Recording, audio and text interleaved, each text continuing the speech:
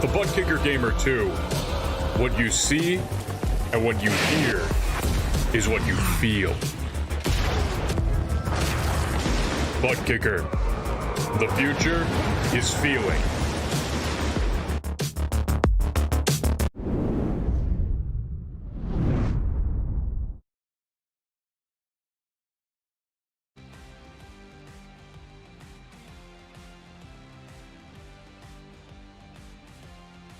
As the championship hunt continues to ramp up, the tension continues to rise near boiling point for all of our drivers. With only 2 rounds left to go, there's still time enough to gain those precious points in the championship, and there's still plenty of time to find yourself looking the wrong way at Lady Luck. Who is going to be with the former? Who is going to be with the latter?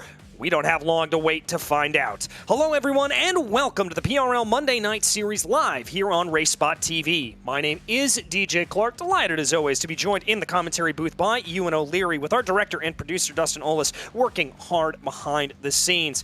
First up tonight is Summit Point for the Production Car Challenge. And Ewan, for the MX-5s and the GR86s, this is going to feel a little bit like a match made in heaven. Club cars at a club circuit. This should produce some great action. It should be a good place for these cars to go. It's quite a small circuit, as we know, but it's quite well suited as well, and these drivers will be very, very experienced with it as well, with the amount of experience you just generally get by playing iRacing, to be honest, with this circuit. It doesn't matter in what car. And we're also getting down to that important part in the season as well. It's the penultimate round, and that means every championship that we're competing in today can be settled.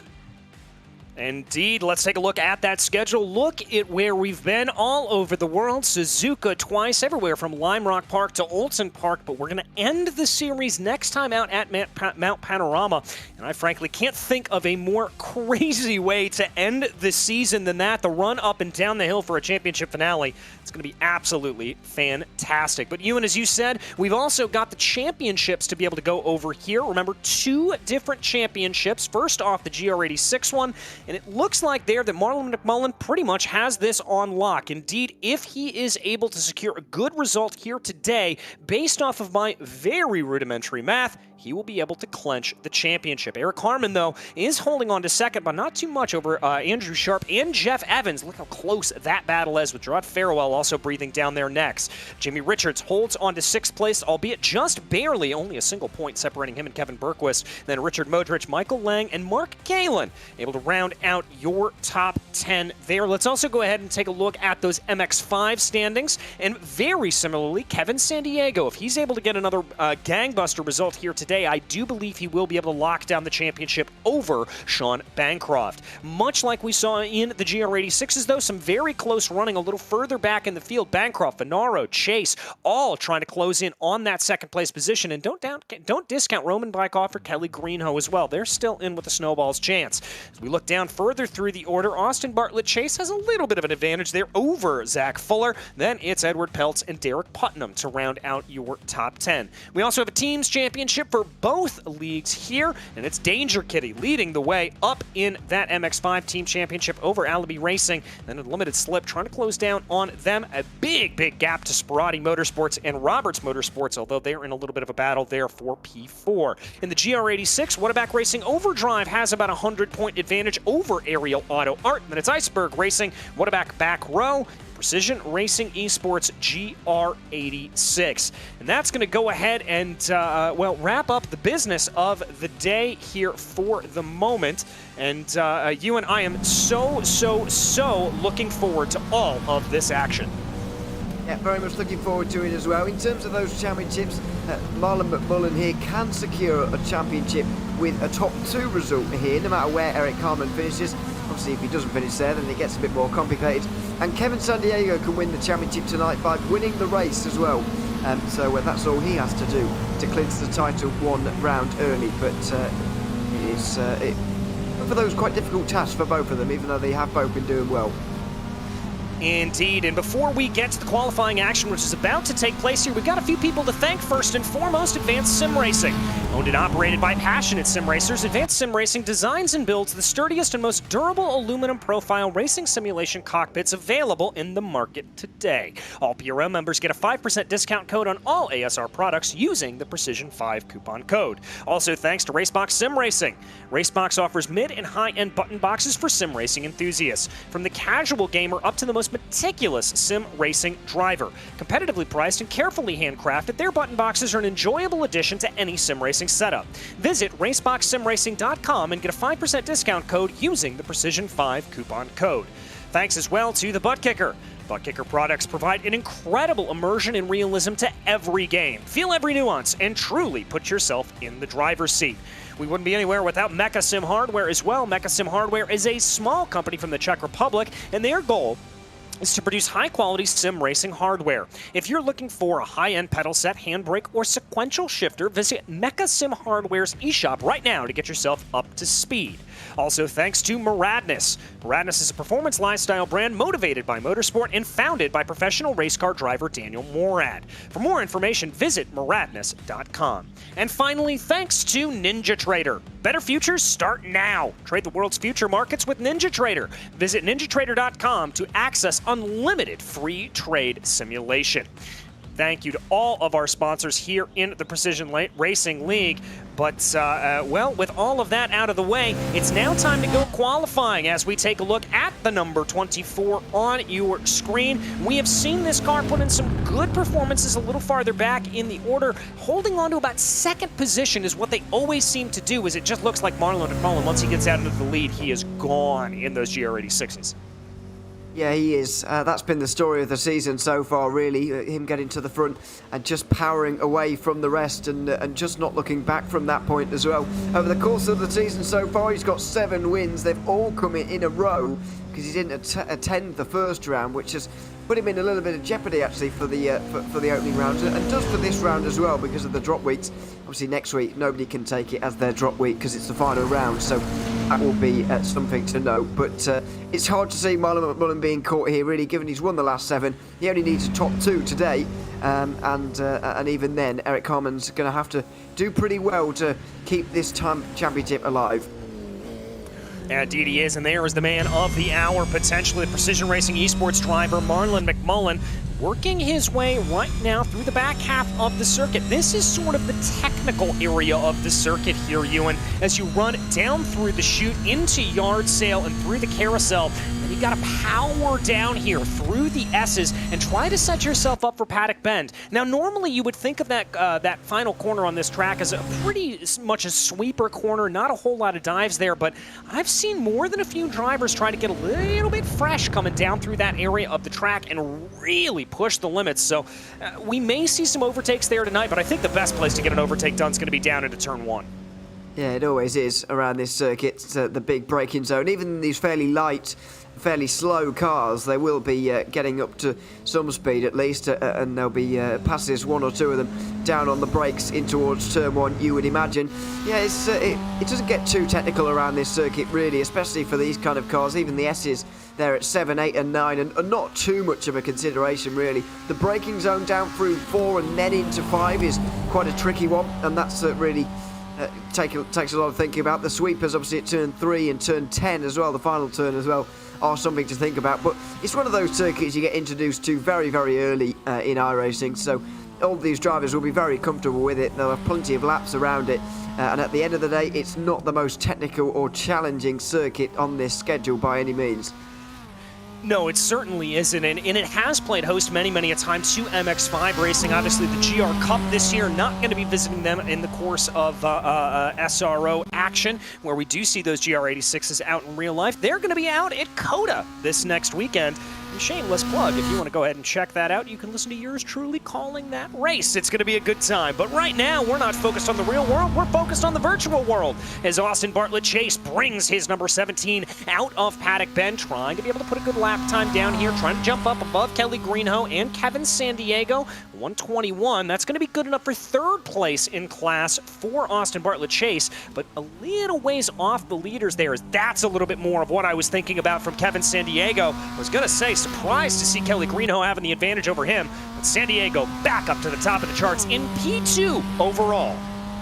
Yeah, he is for now, which is very impressive, by the way. But yeah, it's fairly close actually at the front. The two provisional pole sitters right now are the ones we were expecting in both categories, but they haven't got a big advantage at all over those around them. So it is very close, and it promises well actually for the race as well that things should stay close. Barlow McMullen with 25 thousandths of a second over Jeff Evans, Kevin Sandiego with less than a tenth of a second as well. It's looking pretty promising for the race. Yeah, looking very, very close there up in that GR86 category as we watch Michael Chase right now in the number 34, working his way down through the back end of the circuit. Chase doesn't have a time on the board quite yet, as we still have, let's call it about, I'd say 10 cars or so that have still yet to set a time, so we'll have to see. And unless my eyes deceive me, I think that's a new paint scheme for Michael Chase this weekend, so always good to see that. This probably not going to be a fast lap for Chase there, as he's wiggling his way down the backstretch, trying to get a little bit of heat into those tires, and he'll probably have to do that. Most of the drivers are going to have to do that. Only 74 degrees Fahrenheit out on track. That's a little bit chilly here for racing. It is, but it's 10 to 8 in the morning, to be fair, so I'm not particularly worried about that at the moment. It just depends what time of day the race will be starting. You'd imagine it will be on a similar time of day to this one, albeit in the next day in sim, I would imagine, as it normally is. But yeah, at least it's not dark. That's the main thing. They can at least see where they're going, but track temperatures may be down a little bit, and what very little tyre worries these guys have could be completely eradicated. It's never a consideration, really. It's just one of these races about going all out from start to finish, really. Yeah, and you really are going to have to do that. This is going to be a full push race, especially if the trends that we've seen over the past couple of weeks continue. Remember, we've seen these fields be split when we drop the green flag, but that hasn't stopped Kevin Sandiego from frankly slicing and dicing it up with the other GR86 drivers, and it's made for a very, very unique way to run this track and run this series. Although I did see that we are going to be, I believe, just going to the GR86s next year, so we are, or next season rather, so we're going to be saying goodbye to the MX-5s here for the moment. And we'll see what that provides in terms of racing now, because we've seen so often, week in, week out, the awkward racing that sometimes we get between the MX-5s and the GR86s when the MX-5s are forced to come through the field a little bit, and we're going to see that once again here with the split starts that we have. Yeah, it's a little bit of a bizarre one, and I'm sure there'll be people disappointed to see the MX-5s go after quite some time in the PRL now. Yeah, they've always been a staple here on Monday nights, but got to make way for the bigger and brighter futures there, and clearly the Precision Racing League thinking that those GR86s are that. Dave Peterson crosses over the line here at this point. That's going to be down in 25th for the MX-5 driver. We're still waiting for times here from Ryan Kings, Michael Lang, Derek Putnam, and Zach Fuller. With only 2 minutes left to go, I don't think they're going to be able to get out and maybe get on a flyer here at this point. So, and indeed, it looks like Kings and Lang in particular not getting into the car, so they may be opting for a pit lane start here. A little bit unorthodox, but we can quite often see some kerfluffles going down into turn one, so maybe that's a little bit of a strategic move. Possibly. They could have a qualifying ban as well, I suppose. That is a penalty that we most commonly see in the Cup Series, actually, but you never know. I don't know whether it applies here or not, but that's another theory. Yeah, turn one's going to be a bit of a problem, I guess, on lap one. It is the best overtaking opportunity on the course, but the length of straight from start-finish line down to the braking zone down there at turn one is quite long, so the guys from behind will be able to catch up a little bit in the slipstream or whatever, and they'll fan out in towards turn one. It's really not that wide either, big braking zone, so it might not be the worst thing to start from the back either. No, it may not be as well, and especially with drivers like Kings that we know is a very, very quick driver. He may be able to work his way forward, but that'll give us a little bit of an interesting storyline to follow over the course of today's action. Only about 45 seconds left to go here in qualifying as there we watch everybody working their way around right now. GR86 leader Marlon McMullen, MX5 leader is Kevin Sandiego. No real surprises there on that. But Eric Harmon doing a good job to keep McMullen relatively in check here at this point. Only about a tenth of a second behind, so we could see a little bit of a battle play itself out there. And truly all the way down through the field, particularly looking at about second on the way down to about 18th. We're talking about hundreds and thousands of a second separating these drivers, so this is going to be a closely fought battle. It is very close. It's one of the closer qualifiers we've seen in GR86. It's quite spaced out actually in MX5 there, as you can see on the left-hand side. But GR86 pretty close. Top three separated by less than 2 tenths. Promising for the race, but we have seen in early points of the race that people have been able to keep up with Marlon McMullen, but then over the course of the race they fall away. So let's hope that he's challenged a little bit more closely than we've seen in some weeks. Indeed. Well, let's see who those challengers are going to be as we work our way on to the starting grid here for tonight. First off in the GR86s, it will be your championship leader, Marlon McMullen, leading the way over Eric Harmon. Then it'll be Jeff Evans for Whataback Racing, followed by Francis Castillo-Romero. Baron Glover lines up P5, and Andrew Sharp only P6. He's had some good race pace recently, though, so keep your eye out for that number 24. Richard Modric with a good qualifying puts himself up into 7th, with Kevin Berquist flanking him to the outside. Then it's Nathan Miller and Mark Kalin to round out your top 10. Doug Evans is going to be lining up in 11th, and then Nicholas Schwartz will be P12. P13 is Joseph Baer. Then it's Jimmy Richards, the 2 Iceberg Racing drivers sharing that row together, and then Michael Lang will round out your 15-car GR86 field. Let's go ahead and work our way over to the MX5s as well. To the surprise of nobody, it's Kevin Sandiego up on the top of the charts. His teammate for Danger Kitty and Kelly Greenhoe going to be flanking him in row 1. Michael Chase and Sean Bancroft find themselves in row 2, with Roman Bykoff and Austin Bartlett Chase rounding out your top 6. That's a pretty heavy hitters list there. We're going to have to keep our eyes open for a lot of good battles there. Ian Cabana lines up in 7th, followed by Chance Chet. Then it's going to be Derek Putnam and Edward Peltz to round out your top 10. Donald Olson lines up in 11th, followed by Dave Peterson in 12th place. And then Zach Fuller and Ryan Kings round out your 14-car grid, although I have yet to see Kings grid up here at this point. So not seeing him in the car, that may be a little bit of a storyline here if Kings does not make his way out onto the track. But right now, it is all things go as we head out around this West Virginia racing circuit. Marlon McMullen leading the field around right now. Any predictions for tonight's race here, Ewan? Well, I think the predictions and the standings kind of speak for themselves a little bit, don't they, in terms of who's been winning a lot so far this season, and the fact that it's very difficult to predict anything other than a McMullen win in GR86 and a San Diego win in MX5. But you just wonder whether this week is going to be the week that finally it does break the streak, and it really would be a huge surprise to see either of them not winning as well. But hopefully an interesting race lined up for us. But it's because it's a slightly closer qualifying, especially in GR86 than maybe we've seen in some recent weeks. Yeah, going to be a little bit closer there in GR86. We'll have to see if McMullen's going to be able to be challenged here at this point. There is that number 85 and that very distinctive silver and blue livery leading the way. That equally distinctive livery of the blue 617 of Eric Harmon. Now watch out for this corner on the track when we get up to racing conditions. That is particularly an area going up through, it's called Wagon Bend, where you've got to be really aggressive on those outside curbs to the point that you've almost got to be kicking up dirt if you want to carry maximum speed through that corner. Yeah, it's this is the real tricky point of the racetrack, the most difficult point for me, certainly. Well, not just for me, and I imagine it's not just me. You're coming through the turn 4 right-hander really quite quickly, and then it's downhill braking zone already, which makes it difficult, but you're still really going through turn 4. You're still dealing with that turn. So you're having to brake for turn 5, which is really a sharp bend, so it's very awkward on your own. It doesn't provide for great overtaking opportunities as a result of that.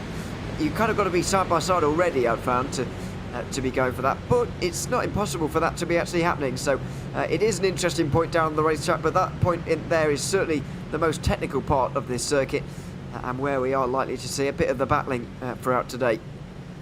We certainly are. We'll have to see what happens, though, because we're only about a corner away from getting the command here from Summit Point. Marlon McMullen leading the field around right now. Harmon, Evans, Castillo, Romero, and Glover, the rest of the field, as here we come. Pace car is pulled off down pit lane, and all eyes go towards the flag stand and Barney the flagman, as there goes the green, and we are racing here in West Virginia. It is about a brilliant getaway, as brilliant can be here for Marlon McMullen. He is going to pull away, but we've got a three-way battle shaping up here for P2 between Eric Harmon, Jeff Evans, Francis Castillo-Romero lurking in the background as well. Harmon's going to try to sweep around the outside here as we also take a look back down, going into the corner, a little bit elbows out racing, and it looks like Evans is going to be able to hold that out as the MX-5s also get underway. It certainly is elbows out. I mean, nearly 3 wide towards turn 1. Exactly what I mentioned a little bit earlier on about it being a long run down towards turn 1. It provides a great opportunity for that racing. Into turn 3 they'll go as well, all squabbling over those places. Looks like it was Baron Glover just slotting in front of Andrew Sharp there, quite possibly in that 5th position right now. They've sorted themselves out, and it was a bit more of a single file start down in MX-5. Yeah, it was, although we've got a little bit of side-by-side farther back in the field. That's Michael Chase and Kelly Greeno, I think, that may be kicking up a little bit of dirt there as they ran, and they're trying to be able to keep everything together here at this point, much like we saw in the GR86s. It was an absolute great getaway for your leader, but things got a little bit more complicated farther back in the field. We watch Michael Chase right now trying to defend on Kelly Greeno. Sean Bancroft lurking in the background, but what this is all doing is it's just allowing San Diego to slip off into the distance. Yeah, it is, and it's not really how. Oh dear, off for one of the MX-5s. It's Austin Bartlett Chase. Oh, multiple cars. 3 off at the final turn. Looks like Jimmy Richards, Nicholas Schwartz involved in that. I think Doug Evans as well. This looks like it was coming down through Paddock Bend. Thankfully, they're going to be out of the way, and the MX-5s aren't going to have any problems with it, but that looked like an almighty coming together. It did. It really did, and we'll get some replays as to what's happened. This is what happened back in MX-5. I said that section there, not so technical, but unfortunately getting things wrong. Getting up on the curb through the first part, then in the grass through the second bit, and ending out, fully in the grass, having a picnic on the outside, unfortunately. Into the final turn then for this GR86 incident, just loose from the very offset there, and in avoiding, 2 cars go off in exactly the same sort of motion, avoiding that spinning car. Yeah, almost spinning in sympathy. We've got another car off here. That's the number 93 of Baron Glover. Now, he is off all the way into yard sale. You wonder why I call it yard sale? Well, that's why, because it looks like a yard sale with a bunch of cars hanging out in the grass there. Not uncommon to be able to see, as now we focus back into the MX-5 category right now. Looks like that battle for P2 really starting to develop here at this point. It's close running. Harmon, Francis Castillo-Romero trying to work their way on through. This is a replay of Glover. Oh, it just touched the grass on entry. That's what I mean about the really difficult entry towards turn 5 and how it's the most difficult braking zone by far on this circuit. You're ripping around one corner before you have been sprung for the next. So he's left behind this battle for second place. Francis Romero down the inside of Eric Harmon, and he is up into second. Harmon can't do anything about that. No, can't do anything about it here for the moment, but he's certainly looking threatening. Jeff Evans there in that bright pink machine, also looking like he wants to have a little bit of something to say about it as they go up through Wagon Bend right now, bringing those cars around. Remember, thankfully, not a lot of aero wash here coming off of the GR86s, so that's going to help. Eric Harmon trying to take a little bit of a peek down to the inside of Francis Castillo-Romero, going down through the chute, but that's not going to play itself out. They'll come into single file order. Crucially here, got a little bit of teammates running 1-2. I wonder if Francis Castillo-Romero is going to play a little bit of rear gunner for his teammate Marlon McMullen. Possibly. Nevin Miller looks like he's been off through the through turn 5 as well. But shout out to those guys, by the way, for being teammates and not having exactly the same livery, so we can tell them apart. That's very helpful. But it was indeed Miller who just went off towards turn 5, just into the sand sort of section there on the exit of that corner, just going in a little bit too hard. And once again, that's not going to be the last time you see somebody off down there. No, it's certainly not, especially as this 35-minute race continues to go along. Looks like we've got a little bit of a good battle here for P5 shaping up on your screen. Andrew Sharp, remember we mentioned him from the offset. Maybe a driver move his way through the field. Oh, we've had something with Austin Bartlett Chase, it sounds like, as we watch those two drivers. Oh, ABC just trying to get things together. They're coming out of the chute. And oh, I think he almost looked like he was trying to scrub off the tires there or something, and the car just didn't comply. Well, he was wide through turn 3 initially, found himself in the gravel, just kept his foot in though and just kept going. And then the crash just went on for forever and ever. So it was a bit of an awkward one, really. And speaking of awkward, Kevin Sandiego now is in amongst the GR86 traffic. This is what we always speak about in these races. When these races get awkward now for the MX-5 leaders especially, I think Sandiego set the second fastest time in qualifying, so you can see he's got the pace. He's probably quicker than these guys, but he's going to have to overtake them all on circuit. Yeah, he certainly is, and it's not a situation where blue flags are going to be exhibited here. He has got to do this on merit, and if you are some of these drivers, particularly Baron Glover up ahead of him, I've got to think you are not going to want to do anything. Let's also take a look here. We've had a good battle going on for P2 in that GR86 category, as this is watching right now. Eric Harmon leading Francis Castillo-Romero, down the main straightaway right now. Everybody ducking and weaving, trying to get out of the draft there a little bit is Eric Harmon. Let's see if Castillo-Romero is going to be able to do anything. Coming back to the racing line goes Eric Harmon. Here comes Castillo-Romero down to the inside. He's going to try to be later on the binder, sending it in deep. Barely gets the car wound up, but it gets a little bit sideways, and he's going to have to settle back for third place. Well, this time last lap, Romero was in front of Harmon. But both positions have reversed, and Romero wasn't able to get that position back now, so that battle for second still going on, and this one is in MX-5 as well. Michael Chase has just gotten through on one of those GR86s, now comes the other one, and it is an awkward place to be because they don't really know whether to get out of the way or whether to race with these guys, because as you said, there are no blue flags here. These are overall positions after all. Yeah, very much so, and it's getting complicated by the fact that we do indeed have a battle in that MX-5 category as they try to work their way through. That's Michael Chase, Kelly Greenhoe, and Sean Bancroft, a 2, 3, 4 in MX-5, and indeed that was Bancroft trying to take a look down up to the inside, trying to see if he could get anything to play. Nothing doing here as they work their way through the carousel, but that's going to be a big thing here, trying to get through these slower GR86s as fast as possible for these leaders in the MX-5 field. That could dictate your position here today. Very much could. It doesn't take a lot to change position at the moment with how close things are. I know we're not long into this race, but it's really quite close at the front of both categories. Not necessarily for the lead, but for second place as Romero goes inside for the second lap in a row, and it's almost like watching a replay, not quite able to get through. Slamming the door shut there was Eric Harmon, and now look who's going to be interested in trying to make that move. Here comes Jeff Evans, getting a little elbows out there with Eric Harmon as they work their way towards Wagon Bend right now. That pink car of Harmon going to have to fall, or of Evans rather, going to have to fall back as Francis Castillo-Romero just able to power his way through Wagon Bend a little bit more. But look at this. This may set up a little bit of a battle here as now Andrew Sharp and Richard Modric have entered into the equation, and they're ready to scrap this out. It always happens when you start fighting between either everybody behind you catches up quite considerably, and that's exactly what's happened here, unfortunately, for the likes of Harmon and Romero. Let's not forget that Harmon will, of course, want to overhaul McMullen here to try and keep the championship alive, but he may well not be able to do a whole lot about that. The gap already over 6 seconds, not even 10 minutes into this race. Yeah, Marlon McMullen in a world unto himself here at this point, doing exactly what he needs to do. Remember, he needs to finish in the top 2 to be able to claim the championship for this season. Well, he's certainly doing exactly what he needs to do. So there we watch down the main straightaway, Andrew Sharp trying to be able to keep ahead of that blue and yellow machine of Richard Modric. This is a really good run for Modric here today. We've seen him have some struggles over the course of this year. We've seen him off a few times, and seeing him here up in a good top 10 position, this has got to be a real confidence boost for that number 716.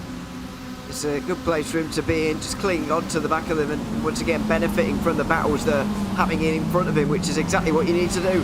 Kelly Greenhoe right round the outside in towards turn 1. Maybe that's what Romero needs to do because the inside line's not working for him. The outside has worked for Greenhoe. Let's see what happens in towards turn 3 as we've seen a replay, by the way, of a couple of cars off and one of them into the trees. Oh, dear me. He's gone to live with the tree people there at that point. My goodness gracious. One of the idiosyncrasies here of Summit Point is there aren't a lot of catch fences. You just have those sort of berms on either side of the track, and that is certainly enough to be able to catch you out if you're not careful about it. But we focus back in on this battle right now as this continues to be the number 12 machine of Kelly Greenhoe trying to fend off Michael Chase. And I like what I'm seeing here from Chase. He's been able to dispatch with that GR86 traffic, move his way back up into a position to threaten, but he's not throwing crazy moves. He's doing this very methodically. Yeah, it is very methodical at the moment in this group. Of course, it helps that there's a lot less cars involved actually in this second place battle than there is in the one for second in GT4. But at the moment, nothing too crazy. About 10 minutes gone, and it looks like Michael Chase will try and retake this second place. Michael Chase, you're listening to the commentary. You know what we were going to say, but he's going to come down to the inside here at this point. Greenhill's going to try to throw a little bit of defense around the outside. We've seen this come together a little bit. They keep off of each other's doors, and it looks like Chase is going to have just a little bit of an advantage here at this point as they push out over the line right now. Now it looks a little bit like Greenhill's trying to fight back there a little bit more as they come down in through Wagon Bend. As close can be, but Greenhill's got it. Just about. Now there's going to be more.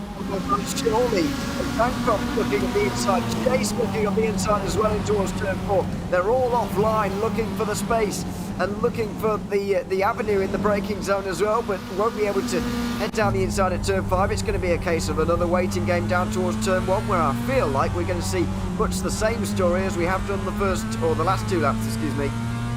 Yeah, I think you're right as well. We really haven't seen that many overtakes go down into Wagon Bend or down into the chute. It's been much more of a situation of trying to continue that battle, as it were. Oh, the 774 there, getting it a little bit wrong. It looks like that's Ian Cabana. Just a little bit too much speed coming up through Wagon Bend. Lucky he was able to keep that off the wall. Goodness, the weaving around here at the front is quite astonishing at the moment. Here comes Michael Chase down the inside of Kelly Greenhill once again here in towards turn 1. Bancroft with the best seats in the house for this battle. Both of them late on the brakes, but Greenhill doing really well on the outside line, clearly preferring that outside line at the moment. But and this time luck will run out and Michael Chase will be up to second place. Oh, he will, but he looked like he had to go a little bit defensive on him. They were coming into Wagon Bend as Kelly Greenhill didn't look like he wanted to take no for an answer. Wide run farther there in the back from Sean Bancroft. Lucky he was able to keep that together. Now Greenhill going for a move up into the chute. He's going to look to the inside. This is going to get a little bit hairy as we try to break down into yard sale. And there, Greenhill's got to give up the ghost, trying to take a little bit of a later apex. Chase had a big job on his hands there to get that slowed up in time for turn 5. He very nearly found himself out wide at 4 in the grass and skating off into the plane, I guess you could call it, on the outside of that corner there. But he pulled it up in time. He is in front, but I can't imagine this is going to last for long once again. No, I can't imagine either, as it does certainly look like that number 12 is going to try to put a little bit of pressure here to the back of the 34 of Michael Chase if he can. Let's see what he can do. Chase on a little bit of a wide exit there coming off the paddock bend.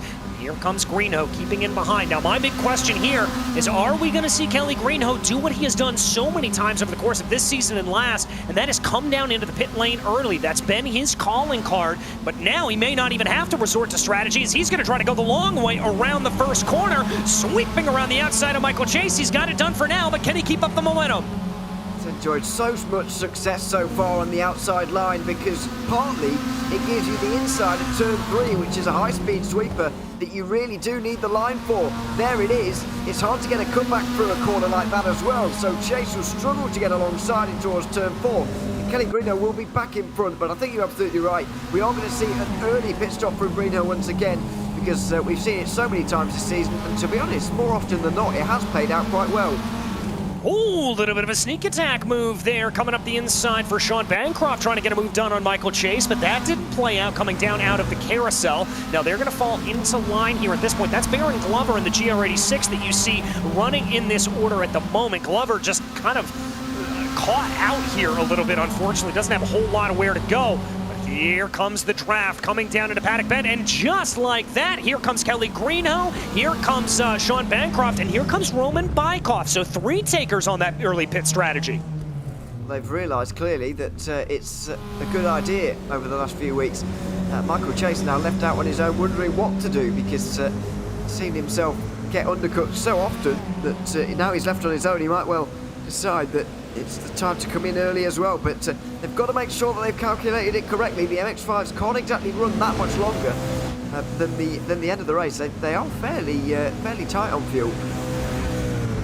Yeah, they are a little bit tight on fuel, so we'll have to see. We're going to jump back up here to a battle in the GR86 category. This is Mark Kalin in 8th place, trying to work on the back of Nathan Miller. Kevin Berquist behind him. And it's been really good to see Mark kind of come alive here over the last couple of weeks. You know, we talked to him earlier on in the season, and he said he was struggling a little bit with these GR86s. He was a mainstay in when this series was all MX-5s, was happy enough to be able to call his first win of all time here in the Precision Racing League, and he was always one of those drivers that was devilishly quick, prone to an incident or two here and there, but always quick, and it's been great to see Mark really come back alive here, and we see a little bit of that old spark out of the 62. It's great to see him come back alive indeed, and so, yeah, really enjoying this battle for, what, 7th place at the moment in the GR86s, and to be honest, you can't blame him at all for struggling to get to grips with this car, because I've said this time and time again, I don't think I would like driving this car just by watching it. It looks like it handles pretty peculiarly, however you say that, for quite some time. I mean, it's quite twitchy, it's very light, of course, it's got nice tyres underneath it, but it's not really got the downforce, it's not really got the speed. It just overall makes for a slightly bizarrely handling race car. I mean, it races pretty well, as we've seen here, but it's looks like it behaves quite bizarrely, so I can't exactly blame him for struggling to get to grips with it early on. Well, it's a little bit of a tale of two cars, because the MX-5 known so much for all of that body roll that comes in the car. You can just see it when it comes through the corners, just that massive amount of yaw on the car, really pretty impressive. And when we talk about these cars, when we talk about these GR86s, it's kind of the opposite situation. They're very, very tightly sprung cars. Yeah, they're really stiff, and that's partly what makes it awkward, partly what makes it a little bit twitchy, actually, is that they are so sort of stiff and very unlike the MX-5s. So while they do run a similar pace, you're right, the MX-5s do look a lot more driver-friendly. Indeed they do, but here we watch as Kalin continues to hunt behind right now. This is the battle for P7 right now, as I believe we may have had another couple of takers down into pit lane, as indeed it does look like a good chunk here of the MX-5 field has come down in. Zach Fuller joined Ian Cabana also down in, so pit strategy. Oh, as there's a little bit of an error for Nathan Miller, and Mark Kalin and Kevin Berquist going to sneak on by. Now it's going to be a battle between Berquist and Kalin as they go down into Wagon Bend, and Berquist gets it done. So Kalin stays in 8th place. There was contact late on there, by the way, with Miller and Kalin, so interesting to see what happened there, but side by side towards turn 4 anyway. Kalin wants that 7th place, and he was looking for so long, and he has now got it. Miller handed that one over to him pretty easily in the end. Yeah, pretty easily there. Didn't look like there was too much of a fight to be put up, as now Kalin able to sneak on by Berquist once again. As we close down here, 17 minutes left to go in this race, or thereabouts, just about the halfway point.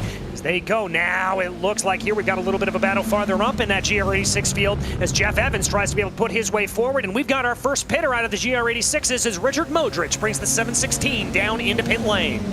So just as we tick over the exact halfway mark of this race now in terms of time, we are getting the pit stops in, and that it seems sensible. To be fair, in the GR86s though, we do see them run out quite long and stay out as long as they possibly can, as well as Kevin Sandiego, the MX-5, who sometimes behaves like a GR86, to be fair, in his pace as well.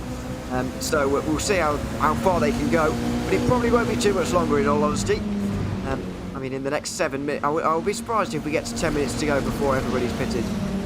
Yeah, I've got to agree with you there about that. We should see more and more drivers starting to come on in here within the next 7 minutes or so. Should be about what it is. Little bit of a half-hearted look there for Eric Harmon coming down into the chute and down into yard sale, but he decided not to go for it here at this point. Francis Castillo-Romero leading the way right now. Francis, another driver that we're used to seeing in the other series, very, very used to seeing him in GT4 machinery. As a couple seasons ago, he was involved in a pretty titanic title battle. Coming over to try his hands out here in the GR86s, love to see that. Let's go back and check in on the battle for P6 yet again. Berquist, Kalin, Miller, everybody working their way around. And don't look now, Ewan, there's your GR86 leader as Kevin Sandiego tries to throw a couple of moves. Yeah, it's well, going to be a bit easier for him as one of them comes into the pit lane. I think that's Kalin from the front, it was. And so we'll have life a little bit easier. But Sandiego's just been let loose once again here. It's happened so often so far this season. But when those guys behind start battling a little bit for second place, Kevin Sandiego's able to get out the front on all but one occasion. ever since the opening round when he had ever since round 2 where he had a bit of a disaster. He's won the race. 6 wins so far this season. This could be his 7th in 9 races, and with this he would take the title tonight if things stay as they are. Well, that's what he's going to be hoping for, as there's his teammate coming back through the field there. That is Kelly Greenhill. Remember, Greenhill already made his pit stop here at this point, and that was a move sent on Donald Olsen. We've got a couple of more takers down into the pits. It looks like Putnam and Peterson also coming in here out of the field. Greenhill going to be able to streak on by them. Yeah, he's able to keep out ahead of Chase. Good stuff for Kelly. Yeah, very good stuff from Kelly Greenhill. That's Donald Olsen he just overtook, by the way, who hasn't stopped yet as far as I can make out. And that's Sean Bancroft there as well, who might have stopped, I think so. Roman Bykov certainly has, and Michael Chase has as well. So Olsen's the only one who hasn't stopped in this group, and he'll be dispatched off fairly quickly, you'd imagine. Yeah, you got to imagine he will be. By the way, Eric Harmon and Jeff Evans coming in out of that battle for P2 right now, so they're also in pit lane. Here we've got a little bit of side-by-side as they run down through the field here, trying to work their way out and around. That was, I believe, Bancroft trying to be able to send that move. Here's Roman Bykov trying to take a little bit of a look up to the inside of Donald Olsen. Olsen, remember, one of the drivers that hasn't pitted here. He is out of position. Probably trying to do a little bit of the gentlemanly thing and get out of the way, but that's easier said than done on this portion of the track. Is the, as we said before, the most technical portion of the racetrack. Very difficult. This is killing Bykov at the moment. Inside line through. And Olsen who wants to come into the pit lane, so really doesn't want anyone down his inside at the moment. Here he comes now, and that's no surprise. I'm actually quite surprised he was able to go that long, to be fair, but he has done. And he's into the pit lane now. That could have been awkward, but it has meant that this battle for second place has split into a couple of pairs. Yeah, it's separated out just a little bit here at this moment. We do have a good little battle here between Michael Chase and Raimund Bykov. That's the two right behind them as they come down into the corner. Chase is going to be down to the inside, able to get it done. It looks like Bykov's going to try to fight back, carrying that inside line, but Chase doing a good job to carry momentum around the outside. That'll move him up into 14th overall. Nice pass up the inside. Michael Chase, I guess, could have done himself a favour by pitting a little bit earlier and responding to the undercuts, I think, because if he had done, he wouldn't have found himself back here. He might have the pace to catch the likes of Greenhill and Bancroft up in front, but kind of leaving that to chance at the moment. We'll have to maybe benefit from a little bit of traffic later on, or a little bit of battling. We'll have to wait and see. But Kevin Sandiego is into the pit lane. I can't imagine that the undercut these guys have got will have gotten them anywhere near the race leader, but I would like to see it, purely for the spectacle. Oh, I would as well. Looks like a hair of a long stop, though, for Kevin. About 17.8 seconds. That is on the longer side there for him. But he is going to be out and on his way here at this point. There you can see Kevin. And this is the battle for P2 right now with Kelly Greenhill and Sean Bancroft. So Kevin Sandiego out and almost has a full straightaway of advantage over the rest of his MX-5 competitors. Exactly. And that's what I said earlier on about the battling that has allowed Sandiego to get through. There's no denying his pace, of course, but the battling has certainly helped as well, as Bancroft decides against a move at turn 1 for the moment, maybe deciding that he'd rather keep this group to a 2-driver group and keep Michael Chase at bay for the moment by not fighting, but it looks like they are being caught anyway. Yeah, it looks like they are getting caught a little bit here. Francis Castillo Romero also coming down into pit lane as we follow this battle between Kelly Greenhill and Sean Bycroft. Here comes another little battle, though. That's going to be Derek Putnam and Zach Fuller going side by side down through the wagon bend. And it looks like for the moment that number 71 is going to be a Hold'em at bay. But off in front of them, that looked to be a driver having a little bit of problems. I think that was Nicholas Schwartz. Yeah, one of the GR86 just running wide through turn 3. That's wide from Campbell, but he has got it. Oh, very nearly contact as well, but a very nice move from Zach Fuller, I should say, excuse me, to get. Who the hell am I thinking of there? Zach Fuller up to 6th place in the MX-5s. And that was a very nice move in the end. Right round the outside at 3 is not easy to do. At 4, excuse me, is not easy to do because you can end up in the grass very easily, as I mentioned before. He very nearly did, but just about kept it on the road and into 6th place. Yeah, for me, that is the move of the race here at this point. And the leader is down into pit lane. Marlon McMullen bringing the number 85 down to the pits here at this point. But we've got to focus on the screen because this battle for P2, Sean Bancroft down to the inside, and that's going to be Kelly Greenhoe trying to carry momentum around the outside. That's Kelly's preferred line, but it doesn't look like it's going to hold up. And don't look now, but Michael Chase wants a piece of that action as well. Kelly gets a little bit more momentum here as they come towards Wagon Bend. He's going to have to be very brave if he wants to try to keep this out too wide. Oh. He's gonna do it, and he's gonna be able to get it back. Kelly Greenhoe, magnificent stuff, but it doesn't look like Bancroft has any sign of evading. Great racing, down towards 4, tap of the brakes on the outside from Bancroft, down on the brakes now as well, still side by side. Fantastic racing between them. Bancroft runs it right out, right to the dirt on the right hand side as well. Greenhoe gives a lot of space through turn 6, maybe too much, and has to slot in. Clearly they've all decided that keeping everybody else at bay is going to be an effort to nothing, and so Bancroft decided to go for it anyway. It turned out to be successful, but we have got a 3-car train now for the final 2 spots on the podium. Yes, we do, as Kevin Sandiego's about 10 seconds up the road. This big wiggle there out of Bancroft. What happened there? Maybe a little bit of rear brake lock up. I'm hearing he may have touched the grass a little bit, and that's going to give Kelly Greenhoe that second place position. Michael Chase now going to be able to hold on to P3. Did touch the grass on the way in towards the final turn, and that has just gifted places away. He'll be very frustrated with that, but Kelly Greenhoe being at the front, I think, is not going to allow him to get away. I think Michael Chase is going to have enough to stay in the slipstream on this lap, and by the next lap rolls around, we're going to see another battle for 5th place, 2nd place I should say, in the MX5 category. But we do actually have a battle for the overall lead at the moment, because Marlon McMullen had closed into Andrew Sharp, who comes in now, and despite his pit stop, McMullen was nearly leading anyway, so it just shows you the gap he has at the front. Yeah, it's some pretty impressive stuff there from Marlon McMullen. By the way, that is Sharp and Baron Glover down into pit lane, and that is all of your drivers to take their pit stop here at this point. But here comes Michael Chase trying to carry a little bit more speed coming out of the carousel right now. He's going to tuck up behind that number 12, that pink and white machine of Kelly Greenhoe.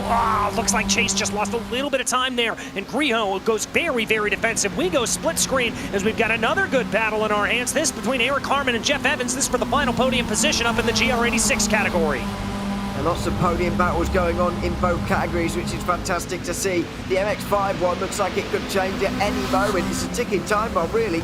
Inside line for Michael Chase, running right down the road markings towards turn 1. And he will get the place, I'd imagine. But Kelly Greenhoe has been so strong on the outside line, you would hesitate to say that. Greenhoe won't have it on this time, though. But Chase will be up to 2nd.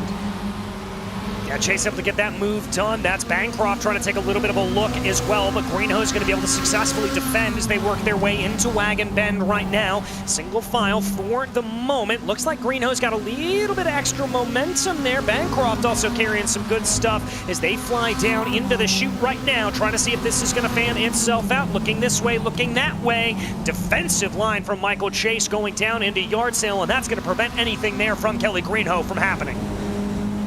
It is, and that's not too much of a surprise. I think that these guys are going to continue to exchange positions until the end of the race, I'd imagine. So I'm not expecting too much of race changing the next few moments. It really comes down to the end of the race and where you want to be, and who's going to end up in 2nd, because that is going to be a fierce battle, as we see side by side for, I believe, 5th place here. Mark Kalin. Yeah, that's Kalen sending it down to the inside of Richard Modric. Kalen, our big mover here out of the GR86 category at the moment. He is up 5 positions. That's a great run here for the number 62. Looks like Modric tried to put up a little bit of an attack there, tried to put up a little bit of a counter attack, I should say, but that didn't play itself out, and Kalen firmly has himself a top 5. It does, but it's going to be another case hanging on to it, I think. Michael Chase should have this 2nd place by the looks of things over the last few moments as well, I feel, in this battle, but it's going to be right on between Greenhoe, Bancroft and Bykov as well, who is going to give us a headache, and they're all going to fight over this 3rd place, I'd imagine. Yeah, I think this is going to be the real squabble here that we see through the rest of the race. Here comes a look, contact, Greenhoe off and into the barriers, and that was Bancroft that got into the back of him. and that will surely, you'd imagine, be a penalty at the end of the race, or after the race, excuse me, for Bancroft, because headed straight into the back of Pellegrino, who has had to go back to pit lane with big damage, and that's an unfortunate incident to end the fantastic battle, but these things can happen down at that point in the circuit. Yeah, they certainly can. You saw Bancroft just trying to eye this up. Let's ride on board here. Great job here by Dustin to bring us this picture. Yeah, Bancroft, I think, tried to be able to go down to the inside, tried to be a little bit later on the binders there, and Greenhoe was just kind of parking that car right in the middle of the track, and so nowhere to go. And now Bancroft has got another worry on his hands because he's got Roman Bykov challenging him here for third place. Yeah, it's not over here in this battle, with just over 5 minutes to go. Bykov has been, well, he didn't qualify so well, but he's been racing quite well so far and ghosting his way up the order a little bit, and now could well just sneak onto the podium at the end. And Bancroft is going to, of course, prevent him from doing so. It's wildly side-by-side for fifth place, by the way, as we see this incident again between Bancroft and Pellegrino. I mean, there is an argument that Greenhoe broke too early, but I don't think that stands up in my opinion, because Bancroft barely made the corner himself. Yeah, he barely made the corner, and I could also maybe hear an argument about Kelly throwing a little bit of a fade there, but I think to me that's pretty clear that he was in the middle of the track. Here is P5, though, in the MX5 category right now. This is shaping out to be a good little battle on our hands. That was a look down the inside that I didn't think was going to result in knock contact, but that's what happened in the end. This is Zach Fuller in front of Derek Putnam at the moment, and it's been just as fierce as the one for third place. There's been great battling in the MX5s today, particularly. Yeah, we've seen some good, respectful, yet elbows out racing, kind of exactly what you want to see here from a race like this. We focus back in on that battle right now. Is Michael Chase trying to hold, or Sean Bancroft rather, trying to hold off Bykov here at this point. Roman Bykov taking a little bit of a peek down to the inside. That's not going to play itself out. He'll stay back into line here at the moment as they come down through turn one. Yeah, is still going on. Not much changing there though, really. Bancroft in front pretty comfortably. You do wonder whether Bykov's just waiting for a better opportunity, or later opportunity as well, because there's still 4 minutes to go here. Could still be, what, 3 laps of the line maybe. So there's plenty of time on his side right now.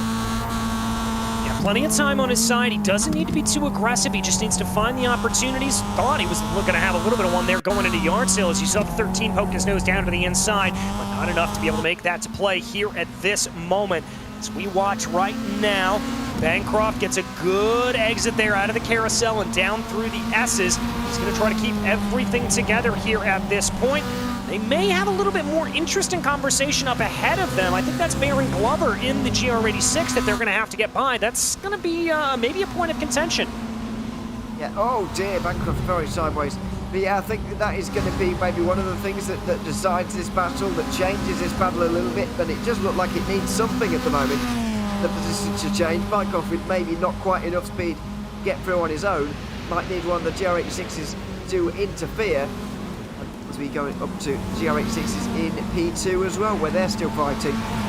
Yeah, Francis Castillo-Romero up 2 positions on the day. Remember, started back in 4th place, was able to make a couple of moves early on. He still holds on to that 2nd place position over Eric Harmon and Jeff Evans. That's Harmon in the blue car, Evans in the pink car, as they are UC against Castillo-Romero, making a move down to the inside there of Donald Olson. Now that is a lapped car. Blue flags are being displayed, and Olson's going to do the respectful thing here, let everybody on by. It looks like Castillo-Romero's got a little bit of an advantage, but not too much. I think Roman Bykov may have had a little bit of an incident, or Richard Modric rather has had an incident as well. He is off into the grass.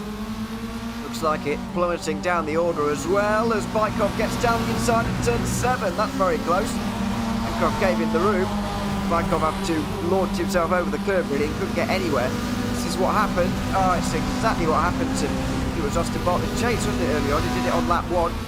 Just finding yourself Richard Modric way out the grass there. And that tightly sprung GR86 just trying to change directions a little bit too quickly, and it looked like that car didn't necessarily want to, as the 384 there of Bancroft leads down the start-finish straightaway here. Taking a look at where our leaders are, I do believe it's going to be close, but we're either going to get 1 or 2 to go at the line here. It's going to be one to go, although I don't know how far ahead Bolivar Bullen is at the moment. of these guys, but it's just 1 minute 20 to go right now. It will be at least one to go at the line. Yeah, it's going to be quite close, but Mullen should be on the last lap now. These guys will have one more to go at the line, so that's a long time for Bancroft to hold on. It's a long time for Bancroft to hold on, and it's plenty of opportunities for Bykoff to be able to try to find a way on by. Not going to be able to get one going down through the chute nor into yard sale, but that's not going to stop him from trying here. He's going to keep the pressure up coming down through the carousel right now. Remember, this is the battle here at this point for third place, the final podium position. There's a move from Bykoff. Tried to send it on the outside of the carousel going down into the S's. Didn't quite work as Bancroft was able to shut the door, but Bykoff starting to look a little bit aggressive. Very aggressive, and he has to be now because they are going on to the final lap at the end of this one. There's going to be no traffic to get in the way of them. That's too far in front now, but it's going to be all on here for the final spot on the podium. Very wide from Bykoff. He tried to get everything from that exit, and he might have got the inside line. If he's able to pull this out, it's going to be incredible. He indeed does have the inside line. Bykoff down to the inside, Bancroft to the outside. Here they go into a drag race into the braking zone. Who is going to be able to make this work? It looks like Bancroft's got a little bit more momentum, but clipping over the curve there is Bykoff. Bykoff going to try to feed the car out a little bit wide, and he's got the position for now, but here comes Bancroft trying to see if he's going to be able to get anything to go. He's going to look down to the inside as here comes your leader across the start-finish line. Marlon McMullen takes victory and takes the championship. Certainly does. A very deserving race win once again from the new champion of this series as Bykoff and Bancroft continue to fight. Bykoff did get there. There's lap traffic involved as well, and it's not over either. Bancroft goes to the outside now up through turn 6. They're going to be side by side. Bykoff's got the preferred line. Bancroft trying to pull as much speed as possible. Looks for a little bit of a crossover coming through the S's. He's carrying a little bit more speed, but it's got to get the car straightened back up. We ride on board with the 384. Kevin Sandiego about ready to cross the line to take victory in this class, but the battle is on for P3. Defensive line there from Bykoff as here comes Bancroft down to the inside. Not able to get it wound up in time, and Bykoff goes wide. He's off into the kitty litter, but keeps his foot in it. Tries to keep the car back together as they sprint towards the start-finish line, and it's going to be Bykoff in the most unlikely of circumstances. Well, that was quite a battle right to the end. They both wanted that. You could absolutely see it, but in the end, it could only be Bykoff who got up into third place. Bancroft didn't quite have enough, but a fantastic battle between the two of them. Very clean one as well. Hopefully they enjoyed it. It was fantastic to watch. It certainly was. Absolutely epic action there as we watch Joseph Bayer crossing over the start-finish line to finish out your field here. 35 minutes down from Summit Point, and an absolutely incredible battle all the way through the order. And the biggest news of the day with the victory in class for Marlon McMullen and the victory in class for Kevin Sandiego, Ewan, we've got two champions. We do. We come into today needing some reversal in points to get those results changed, but we do now have it confirmed. The last round will be one played with a bit of freedom, really, from everybody, because the two champions will already be decided. Yes, they will. It's going to set up a pretty good race as we get down into that final part. Remember, we're going to be racing around Mount Panorama, so that is going to be absolutely incredible. Also, some great movers and shakers up through the field here. I mean, Zach Fuller up a whole lot to be able to go as we're able to take a look at that final finishing order in the GR86 category.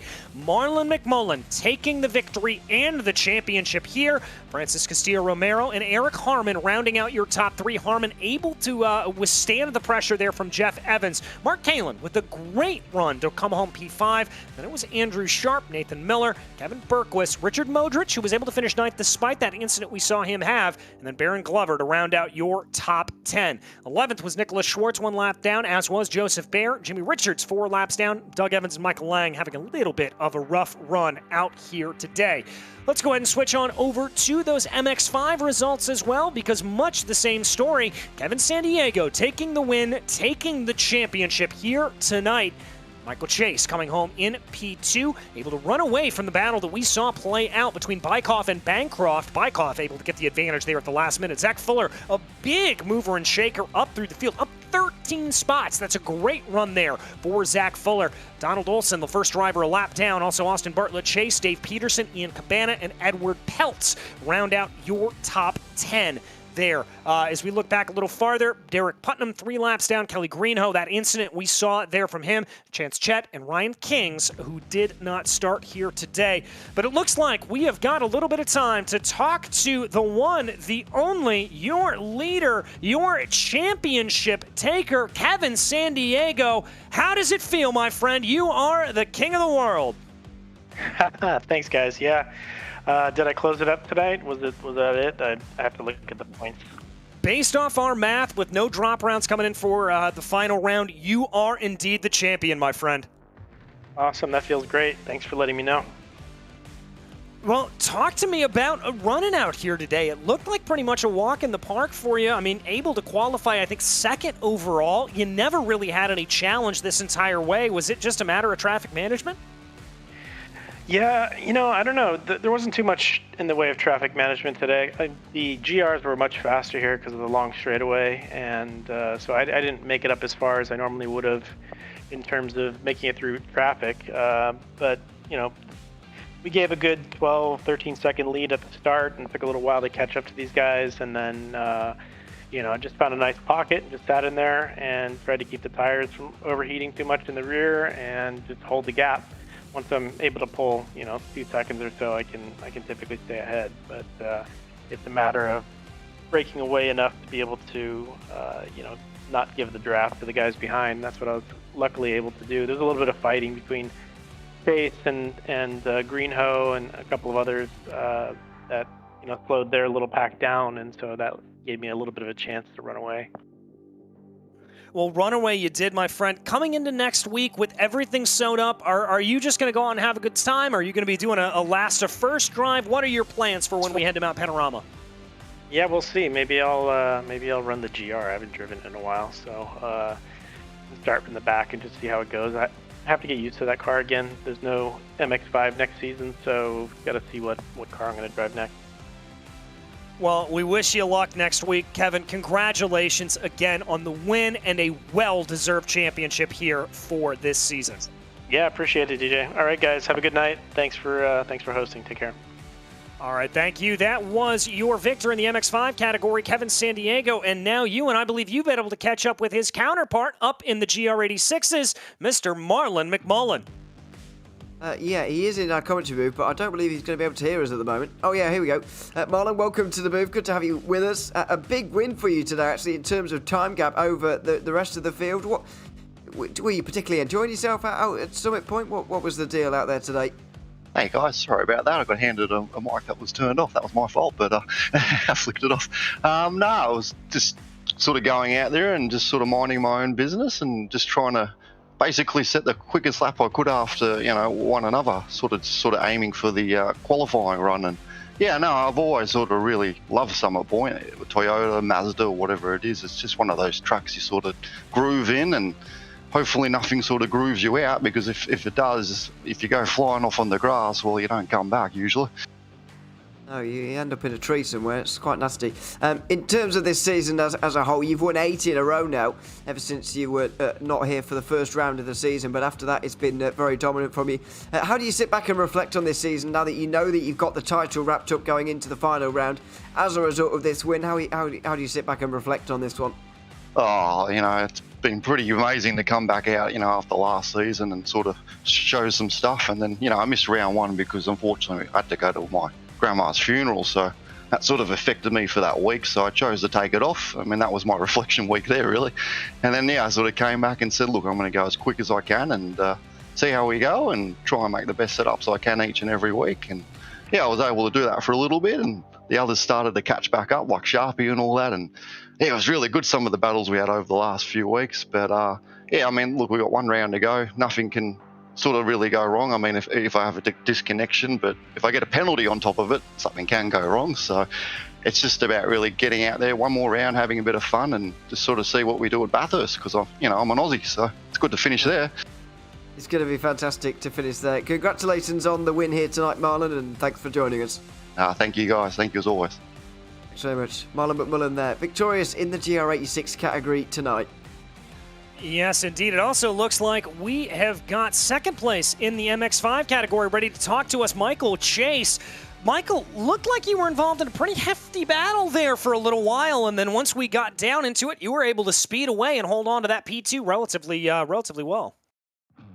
Yeah, one of these days, maybe I'll keep up with Kevin, but it was always fun racing with Kelly and the other group there, so good, respectful racing for the most part. Really enjoyed it. And I'm glad you got time for me this week. Yeah, normally we've got so much back and forth here. We don't, but we wanted to talk to you. Talk to me about that battle. I mean, it just seemed like there was never ending. It was never ending between you and Bancroft and Bykoff and everybody going down there. And Kelly, as you said, how were you keeping yourself calm and contained through that section of the race? Well, I'm starting to dry off. It was getting a little hot in here, there's no doubt. I don't know. I can always count on most of those guys, or all those guys in that you mentioned, to race pretty respectfully and fairly, so it takes a little bit of the pressure off, I guess. Well, it certainly does. As we turn our sights to next week, we end the season at Mount Panorama. Always a fun track to be able to head off to, going to run up and down the hill. Any predictions, anything you're feeling coming into that race? No, I really like that track. Looking forward to it. Hoping I'll have time to get on it before Monday, but I don't think I will. So who knows? Roll of the dice, I guess. We'll roll the dice indeed. Michael, thank you so much for joining us up here on the Moose. Congratulations on a second. It was a real pleasure to see you drive up there. All right, thanks. Have a good night. Thank you. That was your second place finisher, Michael Chase. And I think we've got time for one more interview here, Ewan. And that's because you have been able to catch up with Sean Bancroft. Yep, Sean Bancroft welcomes us, joins us as well, I should say. Welcome in. It was a fantastic battle between you and Roman Bykov at the end of the race there, Sean. Just tell us a little bit about what it was like from in the car. Well, after I unfortunately punted Greenhill off the track accidentally, I saw him in my mirrors, and I knew that he was going to catch me by the end of the race because he was going to have to draft. And he could have passed me multiple times, several laps before, but he didn't. And I knew he was going to wait till the final lap to do it because it wouldn't have had much to counter that with. So yeah, he sent it up the inside in turn one, and I tried to stick it on the inside, entering the, I think it was the second or third sector, the twistiest part of the track. Couldn't quite stick it, and then I tried to dive up the inside in the final corner, but I just didn't quite have the room that I needed. It was fantastic racing up and down the field in the MX-5s, I've got to say, throughout the race as well. Just what do you think it is about this circuit and this car combination as well that provided the MX-5s with so much great racing? We saw less of it in the GR86s, but why were the MX-5s racing so well around here, do you think? That's a good question. I think I would chalk it up to the track being more of like a club racer track. There's not as many high-speed corners. The GR seem to do a lot better in smooth high-speed corners. This track's very bumpy. There's you can see patches of concrete on it, and it's got a lot of mid to low speed corners, and it seems like the chuckability of the Miata, if that's a word, into the corners is better than the GR, so you can enter the corners more aggressively. So that probably allowed for more overtaking opportunities, I think. I'm writing chuckability into the dictionary as we speak. I like it. Sean, thanks very much for joining us here tonight, and congrats on a nice race this evening. Yep, thank you. Thanks very much. Sean Bancroft joining us there for 4th place in the MX-5 category tonight. A great run there from all of our drivers, Ewan. Always love coming to Summit Point. It's one of my favorite little hole-in-the-wall tracks here on iRacing because it never seems to disappoint, especially in this lower-powered machinery. Yeah, it suits these cars really well, this circuit, and yeah, I'm very glad that we came here for this one because yeah, it's the perfect combination really, especially the MX-5s, which were just fantastic racing, and even the GR86s had tense moments up inside that battle for second place right to the end. Yes, they most certainly did. But folks, do not worry. We are not done with the racing action here tonight. That's right. Next week, though, we head off to Mount Panorama, as we have said. Our director keeping me on our toes there. And that is going to be absolutely spectacular. Watch for the draft to be big into play. Watch for so many things to take their course as we work our way up and down the mountain. One of the best ways to be able to end a season. I am so looking forward to it, Ewan. sorry, I'm not. Didn't have my mic on there. Yeah, it's a really fantastic circuit in terms of driving challenge, in terms of how close the walls are, but also in terms of overtaking opportunities down towards the bottom of the circuit. There's really no better places, or not many, certainly, than Mount Panorama. You can argue amongst yourselves about whether it's the best or not, but it's a really great one, and I can't wait for next week. Neither can I. But now, as promised before, the racing action is not over for tonight. That's right, because we still have the GT4 Sprint Series yet to run as we take a look at the schedule, and we've had a little bit of a last-minute change on you. We are not running at Magny-Cours here tonight. We are over at Jerez, and this is going to be interesting. One of the newest scheduled tracks here to be able to be brought onto the service. Going to be a bit of an unknown for the drivers, and then we're going to finish the season up at Laguna Seca next time out on one of the most well-known series, well-known circuits in the world there. Let's go ahead and take a look at the drivers' standings here as well in this GT4 Sprint Series. It's Beckham J. Sear leading the way, but unlike as we saw in the MX-5s and the GR86s, it is a battle. Nicholas Riceputo not too far behind him, and Hugo Gallo also statistically possible to be able to close on in. I believe Walker Caton and Justin Ream also statistically able to close on in on J. Sear. So this is going to make things very, very interesting. Watch out for those top 5 names here today and what they're able to do. Matthew Fortin, really the first of the drivers that's not in title contention here tonight. Miles Brown close behind him, though, a very, very close battle indeed. Adam Brockway about 10 points back. Nicholas Belmont closing in, and David Richards bringing his way up in to finish out the top 10. But as over in the other series, we also have the team standings to be able to take a look at here tonight. And as we flick over to those, it is Walking Pace Racing holding on to the lead over Atomic Racing, but the real battle there is for P2 between Atomic Racing and Team Beef. Only about 5 points separating those two.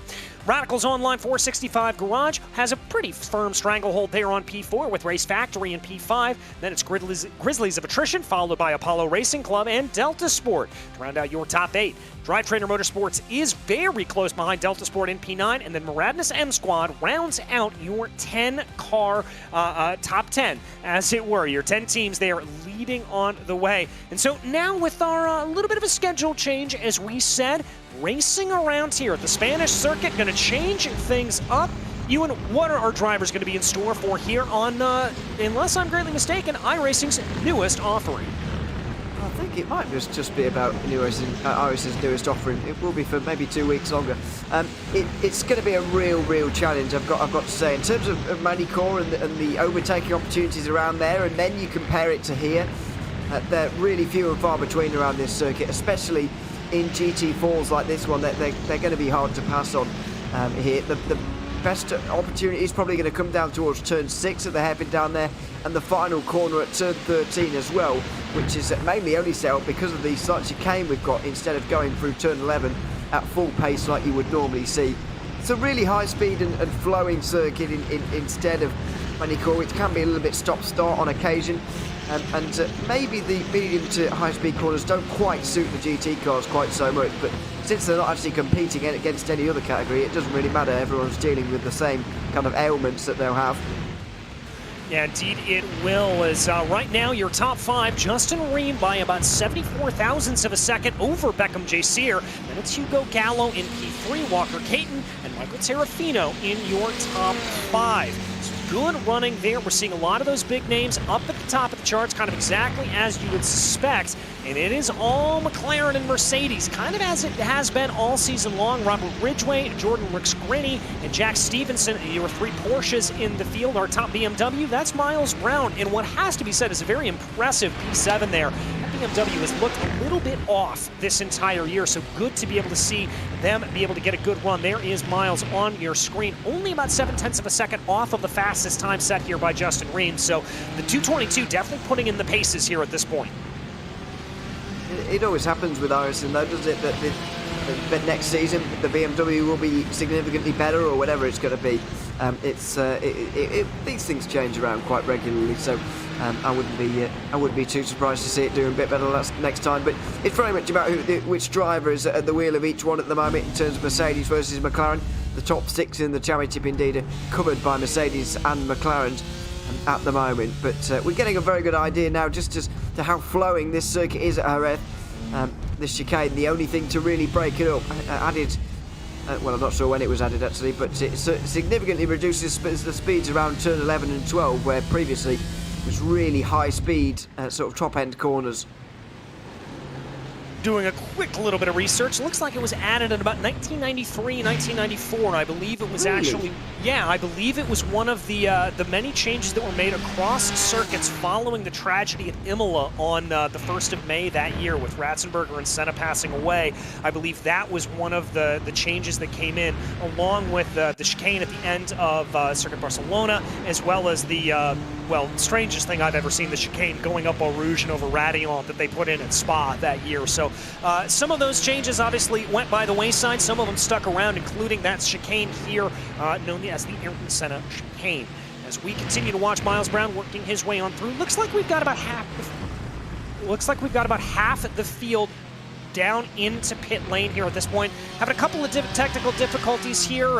Just stand with us as we try to get these resolved. We'll kind of walk you through what we see. But right now, it's not too much to be had on track. Looks like the best times have been set down.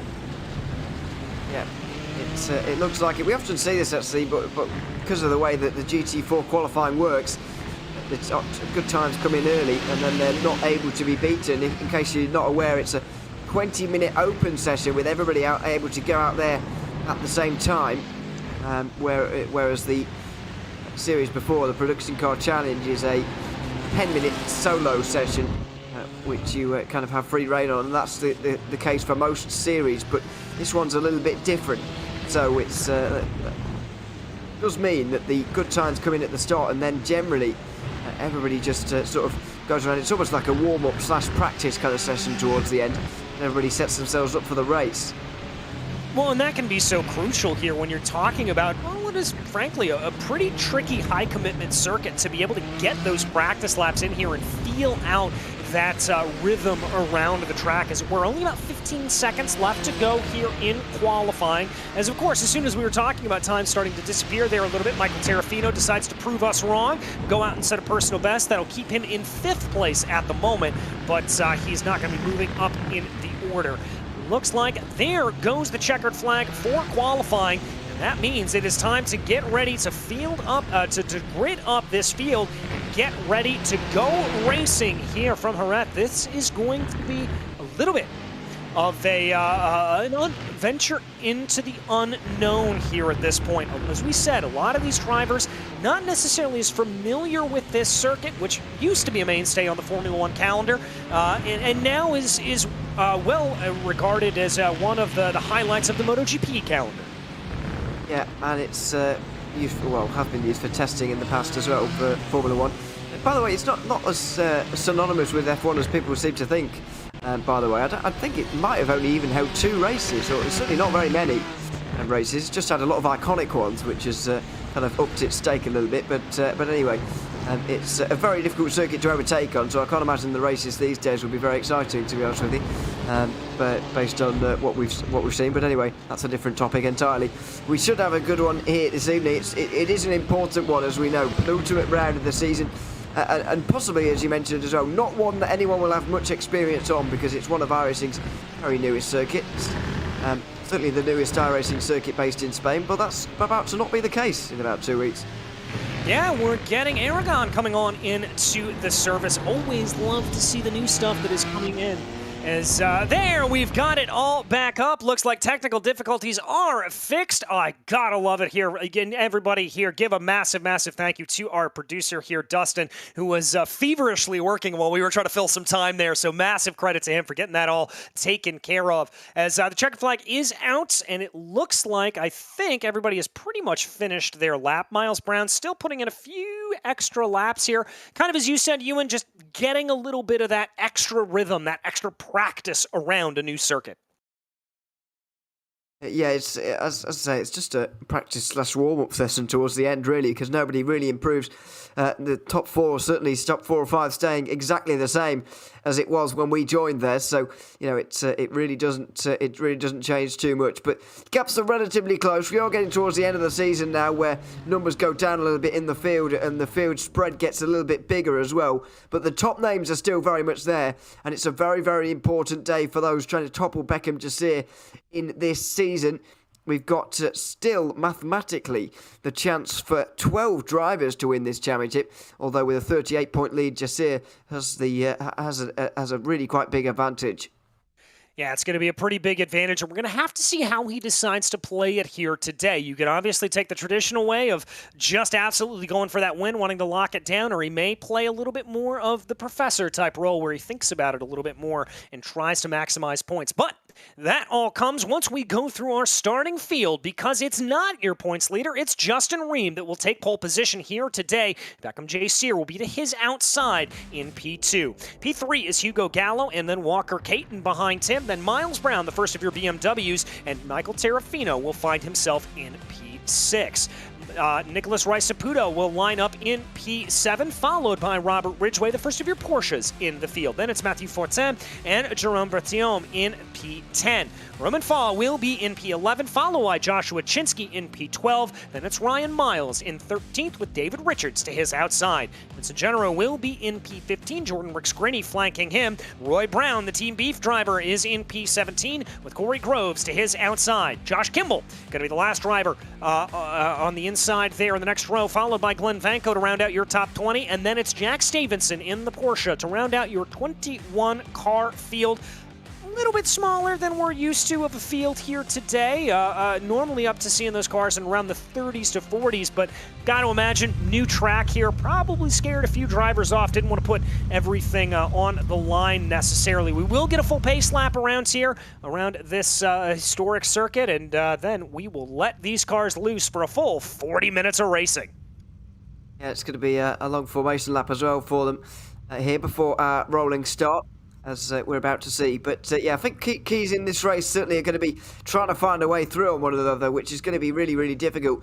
Commentated on a race a few weeks ago around this circuit. They didn't actually have that chicane, but it was very, very hard to overtake, and even drivers who were fairly significantly and visibly quicker than the driver they were trailing couldn't actually get through on any of the corners around here. As I said, the main overtaking opportunities, the hairpin down at turn 6 and the hairpin at turn 13 as well. They'll be where we see moves, if we do get them at all, because as I mentioned earlier, these cars will be struggling quite a lot with a lot of understeer around these flowing corners. The types of corners we have here don't really suit these cars so well, and that's why I think it's going to be key, the run out of the chicane, because that's the kind of corner that you are more likely to see these GT4 cars master a little bit more. And so if you get the run out of there, turn 12 flat out when you use that chicane, and then you've got the opportunity into turn 13. But it's going to be a big challenge for everyone nevertheless.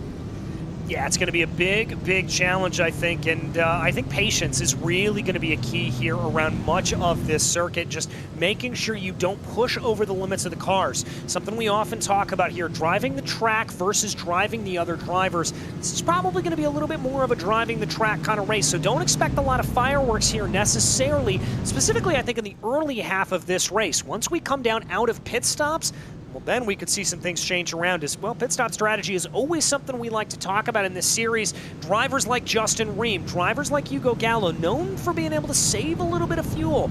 And this isn't the easiest track to save fuel on, but if you're able to lift and coast a little bit coming down into these corners, maybe gain an extra lap, just have to put that much less fuel into the car, it's only going to help you. It will, but as you say, it's going to be hard to save any kind of fuel around here, because you'll be spending so much of it trying to keep up with the driver in front of you anyway. It's going to be a challenge in that respect. But we have seen disparities in the manufacturers as well. Let's not forget the McLaren versus the Mercedes, especially at the front. What about that BMW and the Porsche as well inside the top 10 on this occasion? They might have something to give in terms of the fuel games here. So you've got to think about the manufacturers, I think, a little bit more than the actual drivers, although some efficient driving may well help. Very, very much so. A very good point that we're going to have to factor in here as we do talk about that. The McLarens and the Mercedes seem to be that favorite car, but I've got a lot of question marks surrounding Miles Brown. That is a massive overachievement there for that BMW M4 GT4 chassis, and for him to put that car up into P5, let's hope that's not an errant run. Otherwise, it could be a little bit of a logjam as some drivers like Terrafino, like Riceputo, Ridgway even, that we know have got some pace behind him, trying to be able to get his way on by. It's going to be very interesting to see I also think it's going to be interesting to see here what kind of a jump Justin Ream's going to be able to get on the field, what kind of pressure Beckham J. Sear is going to put on him. J. Sear knows he's got a little bit of breathing room when it comes to the championship, but how much pressure is he actually going to be able to put on here, and how much does he want to put on and risk throwing things away versus just trying to get a good, consistent finish here? Well, Ream is at risk of being out of the championship battle by the end of today, by the way. So he's got to factor that in. But with a win here, he would guarantee taking this to the final race. And I think Jasir is going to do very, very well to clinch this title with a round to go. It's going to be a day of high importance and possibly high drama as well. Yes, it is, as drivers come out of Lorenzo, that hairpin for the first time, and look towards the starting stand here. A little bit of a scruffy line there for everybody, as there goes the green, and we are racing here in Spain. Good getaway from Justin Ream. J. Sear immediately trying to tuck up behind, as is Hugo Gallo. Walker Caton also tucking in there behind. Looked like Gallo tried to take a little bit of a move farther back down in the field. We look as there's a little bit of side-by-side. RaceSpotTV, Terrafino, Forte, and Ridgeway all trying to duke it out here at this point. Up at the front of the field, though, there you can see him getting away, and that's going to be Miles Brown trying to make a move on Walker Caton. Yeah, and he gives a lot of room to Caton as well, and he'll go out wide now and be passed by a number of cars. 2 McLarens down his inside on that occasion. And this is the problem as well with Jerez. When you're on the outside line, when you're pushed wide, you tend to find quite a few cars going down your inside and making their way through as a result. But out front, they've gotten single file. Oh, a spin in the background. That's Terrafino, hold the brakes. Oh, man, that got a little bit hairy for drivers farther back in the field. Thankfully, that ended up being a single-star spin. I spoke too soon. That is Terrafino's Team Beef teammate, Glenn Fonco, getting it wrong out into the grass, and I think that Aston Martin made contact with the barriers. It did, yeah, it did, and it was pretty avoidable as well, really, from Terrafino. He rolled back onto the racing line, didn't hold the brakes at all, and so in the end, his teammate was the only one who really was to feel the full effects of that, and actually got damage as a result as well. So that's a real shame for him. 2 Team Beef drivers having a bit of a disaster start to this race. Indeed they are. We look down a little farther in the field here at this point as drivers work their way around right now. This looks to be Jordan Rix-Grinny and Joshua Chinsky up ahead of him in that McLaren. Behind them is the Team Beef driver of Roy Brown and the Aston Martin, trying to put a little bit of pressure on behind as this is working their way down through Ferrari. And again, we're already starting to see the difficulty to overtake starting to come into play. Checking back into the front of the field, Justin Ream leading by just a few car lengths over Beckham J. Sear. J. Sear not looking like he's letting this one go. It's not far at all, just here very close, but the times were close in qualifying, so we can't be too surprised about that.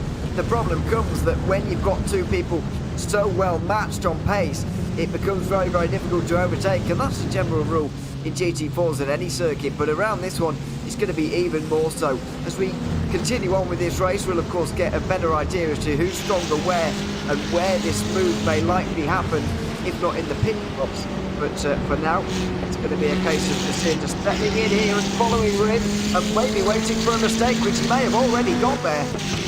Yeah, ran a little bit wide there coming off of the right-hander, and that's going to allow for Ream to be closed down on Beckham J. Sear as they dive down into Dry Sack. That is the official name of that corner, by the way. I had to look it up 3 times to make sure. But trying to go down into that hairpin, and you said earlier, Ewan, that's probably going to be the best place to overtake on the track. Wasn't able to get it done there, but certainly looked at it. Still threatening here is Beckham J. Sear. Here is a replay. Looks like one of the Team Beef Porsches. I think that's Jack Stevenson. Just getting it all wrong. Team Beef are having a disaster so far in this race, and it's pretty unlike them, really. I've got to say, they're 3rd place in the team standings at the moment. We're chasing 2nd. The Atomic Racing just in front. Mathematically, that team's championship is still alive for the overall, but looked like the change was more likely to be for 2nd place. But with 3 of their drivers now having issues within 2 laps of this race, it couldn't have gone much worse. No, it certainly couldn't have here as we watch Hugo Gallo a little bit ways back of Beckham J. Sear. Gallo, another one of these drivers that is technically in that championship hunt here at this point, so he's not going to want to lose touch with J. Sear and Ream up ahead of him. But look at that. Gallo setting the fastest lap of the race the last time of asking. So clearly some speed back underneath that number 23 machine. We'll have to see if he's able to capitalize. Yeah, he had a look down in towards the hairpin at turn 6 as well, by the way, as Jasir just had a look at Rim, then Allo had a look as well down there, but none of the moves ended up happening in the end, and they all stayed single file, and now they're beginning to stretch it out even more. Ream really struggling with understeer, by the way, through this up-wheel right-hander of turn 5, and out wide again. That's the second lap in a row this has happened, and Yasir has got the run. He's got the run. That's going to be a little bit of a defensive line there for Justin Ream coming down into the hairpin. Not going to let him go at the moment. And yeah, very strange to see Ream struggling with that understeer here at this point. I mean, you talked about earlier, Ewan, just how hard these cars are going to be driving around here, and it really looks like it's Ream in particular. It doesn't look like any of them other McLarens are necessarily fighting with that same problem. It just looked like Ream maybe a little overeager to get on the throttle pedal. Not normally something we see out of the very experienced Hydro Race geodesic driver. Yeah, it's pretty rare, but I can't quite figure out how this car was, looking so comfortable in qualifying, and now sort of all of a sudden struggling with understeer. I said that earlier on it really would be struggling with understeer, and that's no surprise given the lack of downforce that these cars have compared to mechanical grip, but and what this track demands as well of a car as well, by the way. But even so, I'm a little bit surprised to see that. It looks like Josh Kimball getting things a little bit wrong there, catching a little bit of the curb and finding himself out into the outside kitty litter, the 978. Luckily able to avoid any major incident there and not having any damage on the car, but he'll have to turn his way back around. He'll find himself in P20 right now. Justin Ream responded there for a moment with the fastest lap of the race, but it looks like Walker Caton was then able to take that away. As we watch the number 12 here, Beckham J. Sear still trying to focus in behind.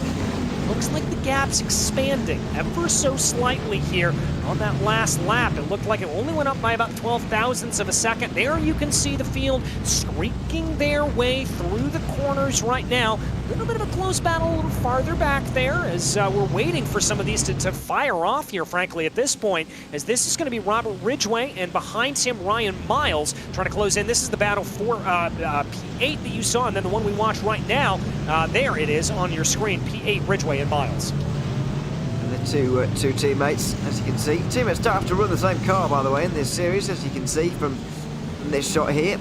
It looks a little bit odd on occasion, but that's what we've got. And nice to see one of the Porsches inside the top 10, because to be honest, so far this season, it really hasn't been one for the Porsches. But as I said earlier on, while Porsche and BMW haven't been so popular this season, I'm sure they'll get a little bit of a break in BOP in the next season, and that they'll be quite popular when we get round to it for season 3.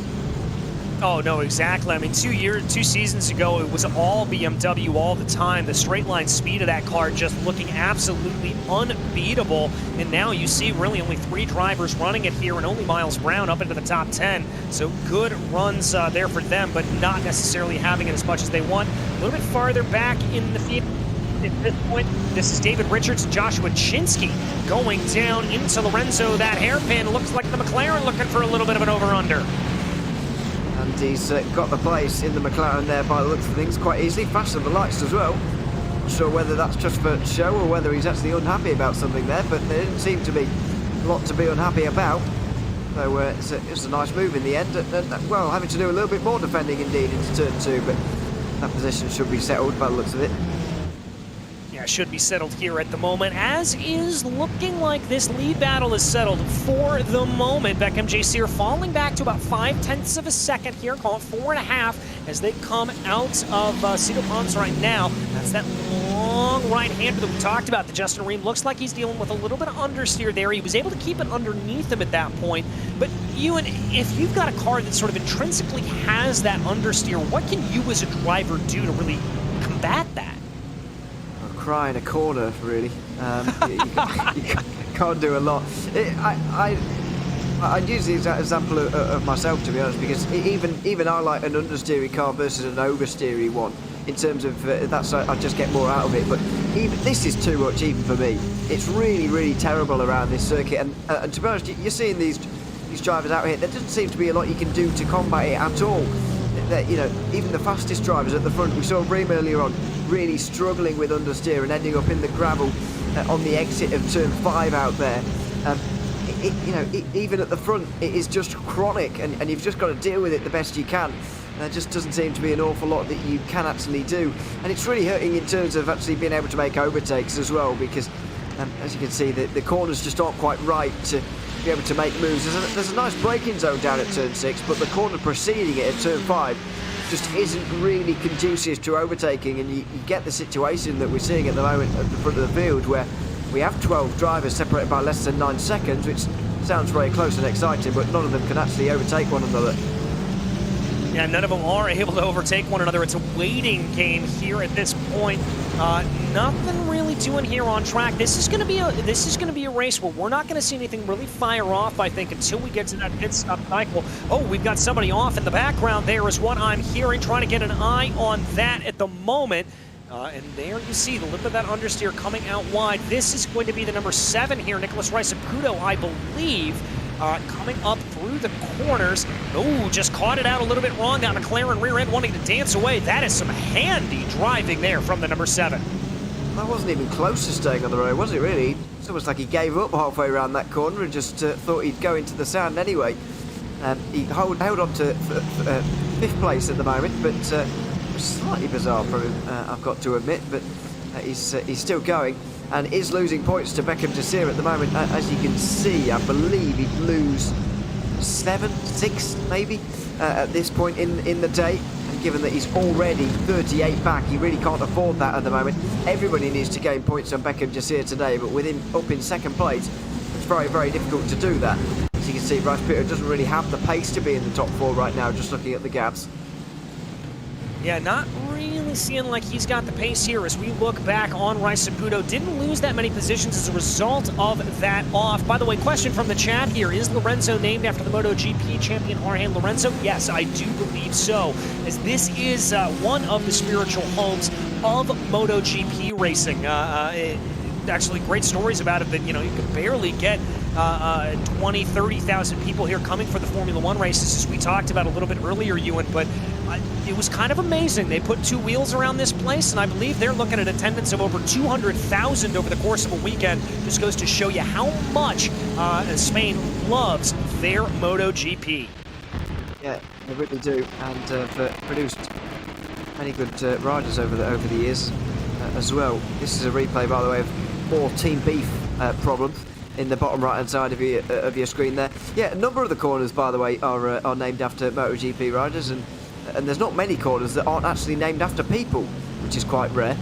And we've got the Jorge Lorenzo at the final corner, as you said. The chicane that they added after Senna's death, as you correctly said there, DJ, is named as Chicane Senna. We've got the curve of Danny Pedrosa as well down at turn 6, the hairpin that I've been going on about, was named in 2019 in honour of him. Well, I can't quite work out whether he retired or not, because I thought he had done, and then I saw him in a few races earlier this year or last year, so I can't quite work it out. But anyway, he's got a corner as well. Well, I defer to you when it comes to MotoGP. I do not understand the wizardry.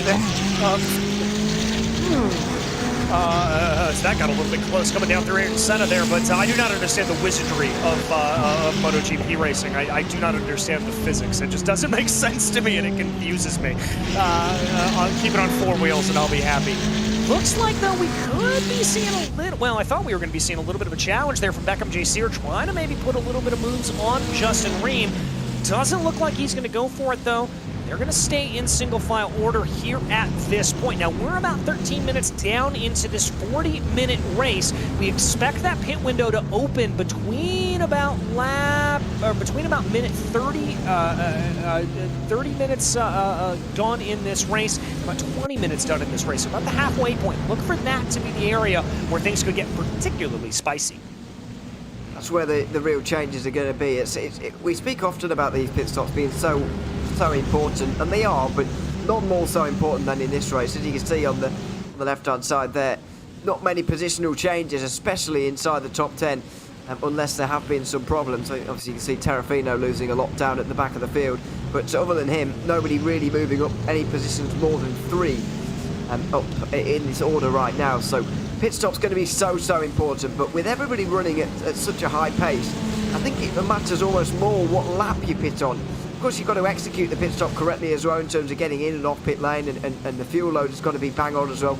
Do not take any more fuel than you need for this race. But in terms of fuel saving, I really can't see any of these guys having done much in this one so far, because as I said earlier on, you're using so much fuel to just keep up anyway.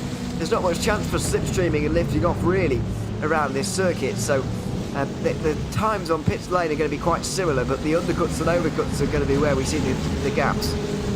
Yeah, I've got to agree with you there about that, and I think particularly if you are drivers like Beckham, J. Sear, Hugo Gallo, Walker Caton running in this train, I've got to think the undercut is going to be the way to go. If you're able to come out in clean air, that's going to be the real question here, is there are a couple of stragglers right now as we watch the leaders coming down into that first corner. They're just now coming through the Ayrton Senna chicane, so that means that you could find yourself in a little bit of dirty air if you decide to pit at the wrong time. You've got to be very, very careful about that, and that's where it's really going to pay to have a good crew chief on the wall, have somebody that's in your ear to be able to check you, or be able to have one of those great apps that they have here on iRacing to be able to make sure that you're going to be able to come out in that precious, precious clean air.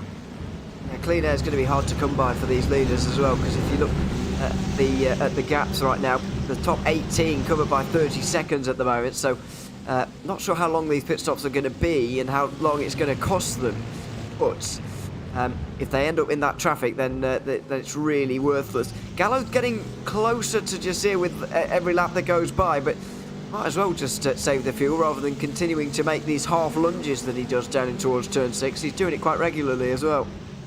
Yeah, it really is, and I wonder, frankly, if he's just trying to see if he can get him to bite. You know, just trying to see if he can maybe get him to make a little bit of a mistake. Is that seems like that's going to be the best way around here today, is not necessarily forcing your way on by, not necessarily having to muscle your way on by. It's going to be much more of a situation of just trying to force an error. Unfortunately, there it looked like Gallo made a little bit of an error coming down into the hairpin. That slowed him down a little bit, cost him a couple of tenths of a second. Beckham J. Sear, however, running a little bit closer here to Justin Ream. Those gaps starting to come down a little bit more on your screen as they dive down into Lorenzo once more.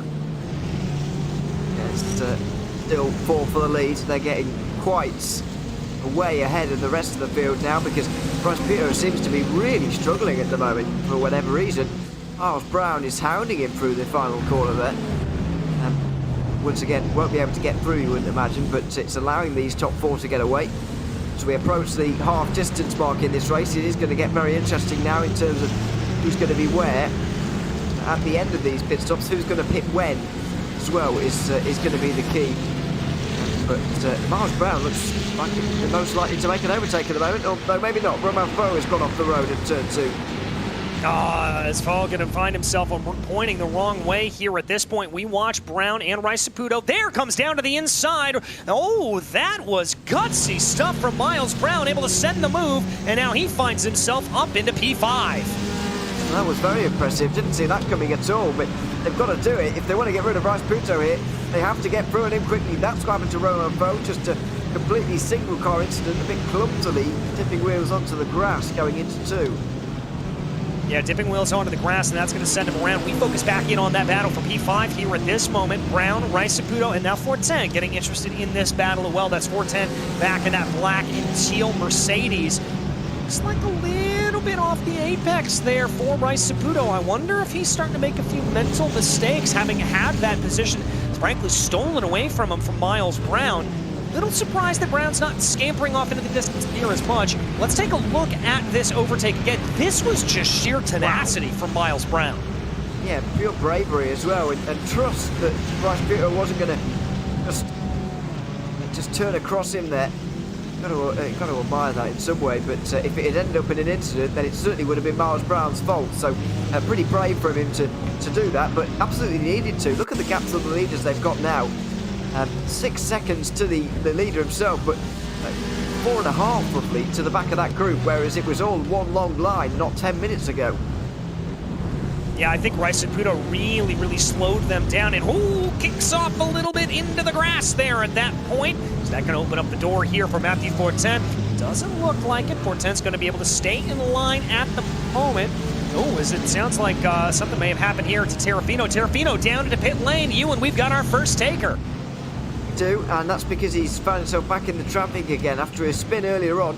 He was just on the back of Roy Brown there in 15th place and thought I'd be better used in the pit lane here and getting out there in clean air myself. So that's exactly what he's done, and now that might be the catalyst for a lot more pit stops here, especially towards just on the fringes of the top 10 there. Then we'll start to see the leaders in, because right now I still think that you'd end up in traffic if you were to come in as Jasir or Gallo or Caton maybe. Yeah, I've got to agree with you there about that, and let's get the reference here of what that's going to be. It's about 16.8 seconds, the time in the box for Michael Terrafino, about 48.6 seconds cone to cone. So that is going to be the number that we really have to keep an eye on here at this point. About 48 seconds will be the gap. Now I'm looking at my numbers are right as we take a little bit of the split screen here, looking at Justin Ream, looking at Nicholas RaceSpotTV. If my numbers are relatively right, I think the leaders may just be able to pop down into pit lane here at this point and find themselves in some clean air behind, but nobody coming down into pit lane here at this point. I think they would find themselves coming out behind David Richards, maybe in a little bit of clean air. Let's see if anybody responds here. Down out of that other group? No. Well, we've got one, Joshua Chinsky. He's going to be the latest to come on in. Yeah, this is going to start the ball rolling now for more pit stops to come, and until everybody's basically gone through. Terrafino's just lost about 30 seconds maybe in the pit lane there, so that's kind of pace that we can use here. And there wouldn't be clean air. Right now they've come out right behind the battle between Roy Brown and Jordan Rixigrini. Once they both come in, then I think it's free reign for the leaders to do so as well. But right now there is a pretty big danger, in my opinion, that they end up in traffic. Yeah, I agree with you there about that. You've just got to be super, super careful about it. As we focus here again on that split screen, great stuff being given here by our director, Dustin. Absolutely love being able to look at both of these angles. You watch that Mercedes there, Matthew 410, trying to see if he can close down. RaceSpotTV, again, the fly in the ointment, just slowing down this train, as now it's allowed for Robert Ridgway to catch in as well. It's all as a result of RaceSpotTV just going slower and slower, it seems, at the front of this group. Matthew 410 now the latest to really hound him. Although saying all of that, we'll say Miles Brown has not gotten away with quite the urgency that I was expecting him to actually in the last few moments. RaceSpotTV has been able to follow him quite well, and I just wonder whether now that he has got that someone to follow, maybe he's staying with him a little bit better as a result. But even so, that McLaren is still definitely struggling, and just having to use more edges of the circuit to keep up as they go along here. Still not looking good for RaceSpotTV at all. No, not looking the best for him here, as we are officially over the halfway point in the race. Only about 18 minutes left to go. We've got another taker down pit lane. That's going to be Robert Ridgway, as well as Roman Fall coming down into the pits here at this point. And maybe these leaders are starting to think about pit stops as well, because I saw on the previous lap that Justin Ream set the fastest lap of the race. Now at this time of asking, Beckham J. Sear just set the fastest lap. So that could be a little bit of an indication these drivers are starting to push. You want to have a good, successful pit stop sequence, you got to maximize the in lap, you got to maximize the out lap. Well, it could show that. It also could show that they are just running low on fuel at the moment, and that's why they're going quicker, because they're lighter. But we won't really know that. I think you're right. These guys have just turned the pace up a little bit, because look at what Rim has done to the group behind. Not only has he gotten rid of this really long train that had more than 10 cars in it about 15 minutes ago, he's also gotten rid of Gallo and Caton, who were enjoying a bit of slipstream and getting onto the back of those guys as well. It's now all about Rim and Jasir at the moment, and it's a great battle between them, but the rest of them have not been able to keep up, possibly indicating that the two in front have just turned up the gas a little bit. Well, and how many times have we seen that over the course of this season or the last, particularly from Justin Ream? Just very, very calm, cool, and collected, not necessarily over-pushing the car when it is not needed, and then when it is time to go lights out, he books it. Look how good that Mercedes looks coming through the Ayrton Senna chicane. Very, very good over the curbs, very good on that quick change of direction, and we called it right. Justin Ream, your leader, down into pit lane. Get it slowed up in time. It is like a proper corner, isn't it? It's a real high-pressure pit entry around here at Jerez, and now we'll have to nail everything in the stop as well. Add no more fuel than you absolutely need to. Stop in your box and do not reverse. or do not overshoot, I should say. Reverse if you do overshoot, obviously, but don't do that generally. And then get out as quickly as possible. Big lap coming up for here for Beck and Jasir. This was an incident though, and this is why pit lane's so important. Miles Brown had a real trouble getting in here because he got rear-ended by RaceSpotTV. Oh, and what heartbreak for that BMW. We've been talking about how good he's been doing up through the field here at this point, and that is going to massively catch him. Reams long in the box. He's at 27 seconds. I think this is a pit lane speeding penalty. I think it is as well. He's thrown this race away, and it's Miles Brown and Brian Miles have gotten through. Robert Ridgway as well. Durham Bertium, it's everybody going through, and you're Justin Ream at the moment. And with this, championship aspirations are going out the window as we speak. To be honest, it's even longer than a pit lane violation at the moment. Yeah, I don't know what this could be. Normally, a pit lane speeding violation amounts to about 45 seconds of a stop and hold, and he is over a minute and 5 seconds here at this point. He has gifted this race over to Peckham Jasir. What has happened here to Justin Ream? Oh, I've got absolutely no answers for this one because it seemed absolutely fine. I mean, there's nothing apart from damage that will make you do this. I know there's a couple of curbs that you might be able to hit in the wrong way at the final chicane there, but surely that can't be the reason. I've got no idea. Reams is about to go a lap down. Now he finally goes. He'll be just about on the lead lap, but miles behind everyone. Oh my goodness gracious. Watching a championship hopeful see that slip between his fingers. You have got to feel here for Justin Ream. He's barely going to get out ahead there of, I believe that's Glenn Vanko in the Team Beef Aston Martin. Nevertheless, my goodness, and now it looks like the majority of the rest of the field here is coming down into the pits. Hugo Gallo, Walker Caton, Matthew Fortin, David Richards, Jordan Ricks-Grinny, they're all coming down. Your leader, Peckham Jasir, isn't, but I've got to think with Glenn Vanko there directly in front of him, he's going to want to try to pull down into pit lane as quickly as possible. Yeah, this is what a good pit stop sequence looks like there. Between Gallo and Caton, 16.8 for Hugo Gallo, 15.8 for Walker Caton. We may have a little bit of a battle on here for P2. We certainly do have a battle for P2. We'll find out whether we've got on for the lead here, because Jasir's going to be slowed up ever so slightly by this lap traffic on his in-lap, and he's going to be undercut by those two McLarens as well. So are those two factors going to change the course of this race? I think it will be a huge shock if they did, but you never know. Jasir with a bit of a tighter line there off of turn 8, and he'll get through. Hopefully that won't have disrupted him too much, and he'll be able to come into pit lane, get out again in the lead, and I think he will have enough for that, but he'll be as surprised as anyone to see Ream just in front of him on the road here. Hearing that Nicholas RaceSpotTV pulled over after his pit stop and towed the car. RaceSpotTV back down into pit lane. No idea what that could have been for. Peckham Jasir now going to come down into the pits here with about 13 minutes left to go. He's going to get the car woed up underneath him. Looks like there that he should be able to be fine. I'm not seeing any indication of a pit lane speeding penalty, so I think he's in good position.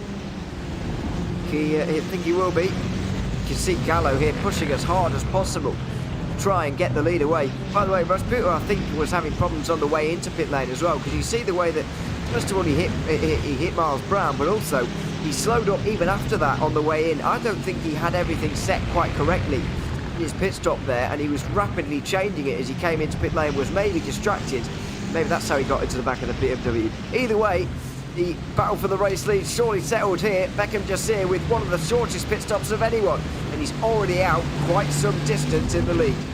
Yeah, he is out and on his way even before Hugo Gallo gets onto the binders there for turn 1. So that is job done here for Peckham Jasir. 13.8 seconds, as you said, and that is just the ability there to be able to sip a little bit of that fuel, save a little bit, as little as possible that you are able to do around this track. Even just that little bit helps. We do have a good little battle on our screen, though. This is going to be back for P5. Miles Brown leading the way over Robert Ridgway and Ryan Miles. You gotta say here, and your heart kind of goes out a little bit to Miles Brown and that BMW. Got that hit from RaceSpotTV coming down into pit lane and trying to make the best of it here at this point. Yeah, and it has cost him 4th place as well. Matthew Fortin Brown's been able to get through by quite some distance as well, and it might even be affecting Miles Brown as we speak. Down the inside for Ridgway. Oh, he very nearly got down the inside. Brown slams the door in his face. Outside lining towards turn 6 for the Cayman. It's far too late on the brakes, and Brown should hold on to the place. Oh, it's another slam in the face. Wow, he's being aggressive here. And frankly, slammed it again coming down through Aspar as well. These two are duking it out. Who says you can't pass here at Jerez? These two are proving us wrong. My goodness gracious, Miles Brown and Robert Ridgway. Miles holding back in the background. We're about to have a 3-wide battle coming down into the right-hander. And they're gonna somehow sort themselves out around it. They're still side by side. And you see the way that Ridgway tried to return the favour down there at turn 9 by slamming the door in his face. He couldn't quite do it, but it was a very good effort and a really nice battle between them as well. It just shows that when you do get the racing around here, it's very exciting indeed. And finally, now that we've had those pit stops, it makes so much more sense to battle as well. Miles Brown's going to have a huge job to hold on to this position over the final 10 minutes, but he's going to give it a very good try. Oh, and I absolutely love that line there from Robert Ridgway in the Porsche. Super late apex coming down through Lorenzo. Here he goes, swinging out to the outside now. It's going to be Brown down to the inside. Can that Porsche carry a little bit more speed? No, the door is going to be shut yet again, but it looks like he's going to try to carry momentum coming down into Michelin. Do not normally see much action through this portion of the track. He is just running that car as wide as possible, trying to make this work and hassling the back of that BMW. Of all the cars so far and all the manufacturers, I think the Porsche is handling the most nimble and the sort of most active at the moment in terms of trying to make an overtake. It seems like one of those cars that maybe might be able to do it, and so giving Miles Brown a real tough time. The problem is that when Brown gets settled here, Ridgway is going to find it more and more difficult to get that place, because now to feel even more kind of secure in his position and whatever, so it will be more difficult, but Ridgway's just got to keep that pressure on. As we also see in the split screen there, that is Roman Fogg going way too deep down into the corner, and that's going to allow for David Richards and Richard Jenner, who he was fighting with, to be able to sneak on by. Michael Terrafino says, I'd like a little bit of that action as well. He's not going to be able to make it play, though, and for the moment, Richards is going to be able to hold ahead here as they go. We focus back in on the battle for P5 right now. Great run coming up into the right-hander there for Ridgway, but the door is shut by Miles Brown. This is some very stout defense from the BMW. But he knows he absolutely has to do it, because if he gets overtaken here, then that's any chances of the top 5 over with. So he can't afford to fall in behind and try and go back on the attack and go back in front again. It's just not going to happen for him. He knows that he has to do this from the front, but you've got to be thinking that there may be some damage, contact down on pit lane that might be affecting him right now, because Brown wasn't looking this vulnerable before the pit stops. No, he certainly wasn't. I wonder if he maybe picked up a little bit of rear diffuser damage on the back of the car, something mild that it's a little bit hard to diagnose from an outboard shot like that. Looks like the back end of that BMW maybe turned up just a little bit. I love this. I love these counter lines here that we're seeing Robert Ridgway run, taking it all the way to the outside, running as much momentum as possible. He is just scrambling, trying to find a way on by. I think the Porsche, as I said earlier on, is one of the only corners that can do this in terms of searching for alternative lines, searching for a way through. Ridgway going to struggle here to have the legs in towards turn 6, I think, but could give it a go, could give it a dive, why not? He'll go late on the brakes and Miles Brown will just cut him off. Brown making that BMW the widest car out on the circuit today. It certainly is one of the tallest GT4s that we have. It's also proving very wide as well here as they run down now into the left-hander. A little bit of a wide track there for Brown and the BMW. Not going to be able to be an attack here coming up. Well, maybe thought about it there from Robert Ridgway in that 777 machine. As now they work their way through the right-hander, lining up into the chicane right now at the moment. I doubt Ridgway is going to be able to get anything done here at this point. Under 7 minutes to go, starting to run out of a little bit of time here. The other thing that I would say is normally in this position, Ridgway's got to watch out from behind, but that's his teammate there, Ryan Miles, driving directly behind him in that Mercedes. I've got to think that they are running in a little bit of communication here at this point. Yeah, they'll be working together here, and it's in Miles' best interest to stay behind anyway, because when Ridgway gets alongside, he's got the opportunity to follow through as well, or at least follow through on it, whichever one prevails. hopefully for them, it's his teammate. They can both go through and dispatch of Miles Brown as one. So even if they weren't teammates, I think it would be a better idea for Ryan Miles to stay behind anyway, even at this stage. Maybe when it gets a little bit later, it might be every man for himself. But for now, with what I believe is 4 laps to go, including this one, it's probably better for Ryan Miles to stay behind whichever team he's on. Ridgway's not quite been as good through the first sector on this lap, so he's not going to be able to have another chance like he did last time around. No, he's certainly not. It doesn't look like he's going to be able to get that run here at this point. Let's see, though, if there's going to be anything. He's fallen way behind. This is another battle a little bit farther back down in the field. That is the Team Beef Aston Martin from P14. That's Roy Brown holding out ahead over Jordan Rick Scrinny. Aston Martin versus Porsche. Let's test that theory here, Ewan. Let's see if it is just the Porsches across the board, or if it is only the Porsche behind the hands of Robert Ridgway that is really able to get that nimble run through this entire circuit. We'll have to wait and see. In terms of where they're getting the run, it probably is more down to the driver, but I think the line adaptability is best showcased by this Porsche. Get very close in the bottom right of your screen there, in towards 9 and 10 again, and towards the chicane now. Ridgway making even a little bit of contact with Miles Brown. Things are getting a little bit feisty here with under 5 minutes to go from Jerez as they try to push their way on through. Here he comes. Now watch for this. Coming down into Lorenzo, watch Ridgway's line. He apexes this corner way later than Brown, and that has been able to give him a fantastic run down the start-finish straightaway. Is it going to come back to play here? We ride on board in the nose. Great direction here from Dustin as we come under the bridge. Looking, not quite close enough, but the pressure is still there. It is, and that's a little bit deep into turn 1 for Brown. Luckily, he knows that the run to turn 2 is short, so he can get away with that. Knows where to be quick as well. Quick on the exit of turn 2 there, because you need to be. It's a bit of a flat-out run through turn 3, not really a corner. Turn 4 certainly is. This is where Ridgway starts to plan his move and starts to make a bit of speed. Takes a little bit of a wider entry to turn 5 than most, and then tries to get that run off. With a later apex, he can get more speed down this straight as long as you use all of the exit curve there, and he has done. Although Miles Brown has done enough through the first sector to just hold off any moves for the moment, and then down into turn 6 it all gets close again. It gets very close. It looks like that Porsche is especially good on the binders. So they run it up here at this point. Looking. Not able to get it done here. Going down through Aspar. Going to try to carry a little bit more speed potentially into Angel Nieto. Again, late apexing. I'm loving here what I'm seeing out of Robert Ridgway. He is just making that Porsche as quick can be and driving the wheels off that thing. It really is. But to no avail at the moment. It's not quite as good as through the chicane, unfortunately. The BMW were a little bit better than the Porsche through there, it seems. But through these high-speed corners, there's no car better than the Porsche. Well, not in this battle anyway, with lots of different manufacturers represented. I do feel like his best opportunity might actually be to turn 9, because he's having a really good run through turn 8, actually, and might be better off just firing it down the inside there at 9, but we'll wait and see on that.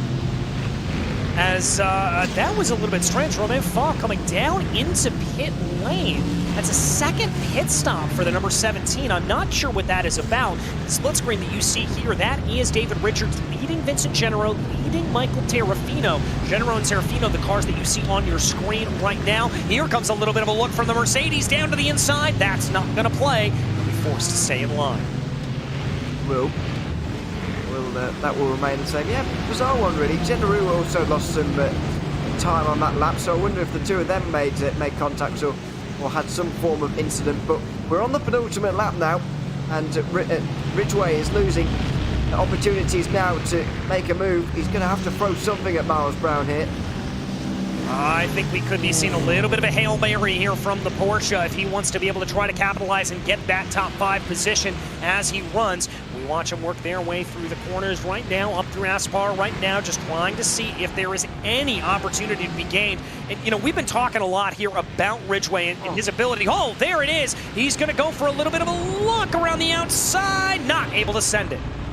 And the cutback opportunities around turn 9 are really limited as well, almost non-existent. So as soon as Brown's got the inside there, Ridgway knows that he can't really get through. He'll have to start getting desperate here on the final lap. He's got to be a bit more aggressive now. He's even got to run out of here. Maybe they'll be looking to the final turn. Yeah, that may be what it is. I mean, that is a hairpin coming down. We look out the back here. Here he's going to take that super wide line again. Brown goes very defensive to the inside. That could compromise him a little bit down the start-finish straightaway as they streak on down. Barney, the flag man, has the white flag in his hand. 1 lap to go for these two drivers. Here's the move from Ridgway. He's going to move to the outside. And there's a little bit of a defense from Miles Brown. Tries to get his elbows out and forced Ridgway off the line there a little bit. Ridgway goes for the cutback. Both went too deep into the corner, but Ridgway pulled it up better. Here he goes, inside line, wheeled on. Oh no, the teammates have made contact. He was wheeled on by Ryan Miles there, but indeed his support was a little bit too forceful, and the Porsche goes around, dropping outside the top 10.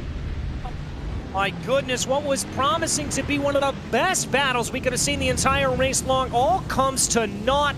Absolute heartbreak there for the Porsche of Robert Ridgway. You hate to see that, but I'll tell you one driver who doesn't have a thing to worry about here at this point, Beckham J. Sear. He was patient in the first stage of that race, trying to get his way on by. A little bit of a battle farther back down in the order here at this point, as that is going to be, I believe, trying to be able to set on by P7, P6 there, the battle between between Chinsky and Miles. Right now, your leader coming down out of the final couple of corners, down into the final hairpin for one last time. Beckham J. Sear looking at championship glory, comes out of the final corner, and Beckham J. Sear gets onto the power. He will take victory here from Jerez. Fantastic victory and a very important one as well. Hugo Gallo will come over the line second and keep his title hopes alive with that. Walker Catons will end with the 3rd place, as will Nicholas Rice-Putos, who's out of the race, as will Justin Rims, who is a long way down in the pack. Yeah, he is down at 16th at this point. There is Miles Brown coming across the line. Miles was able to hold on to that P5 position. Jerome Bertillon with a good run there to be able to come home in P6. Chinsky and Miles to come across the line. They were only separated by about 1/4 of a second as they came streaking across. Looks like Genero is going to come home in P10, followed by Terrafino. Little bit of a battle farther back down. Roy Brown, Jordan, Rich Grinny, Romain Fall, as here they come to the line. Fall may have a little bit of a run here on the back of Rick Skrinny. I don't think it's going to come to anything as they streak across the line, and indeed, no, it will be Rick Skrinny in 4th and Fall in P15. It's a good battle right towards the end for them, but unfortunately, no positional change just at the end.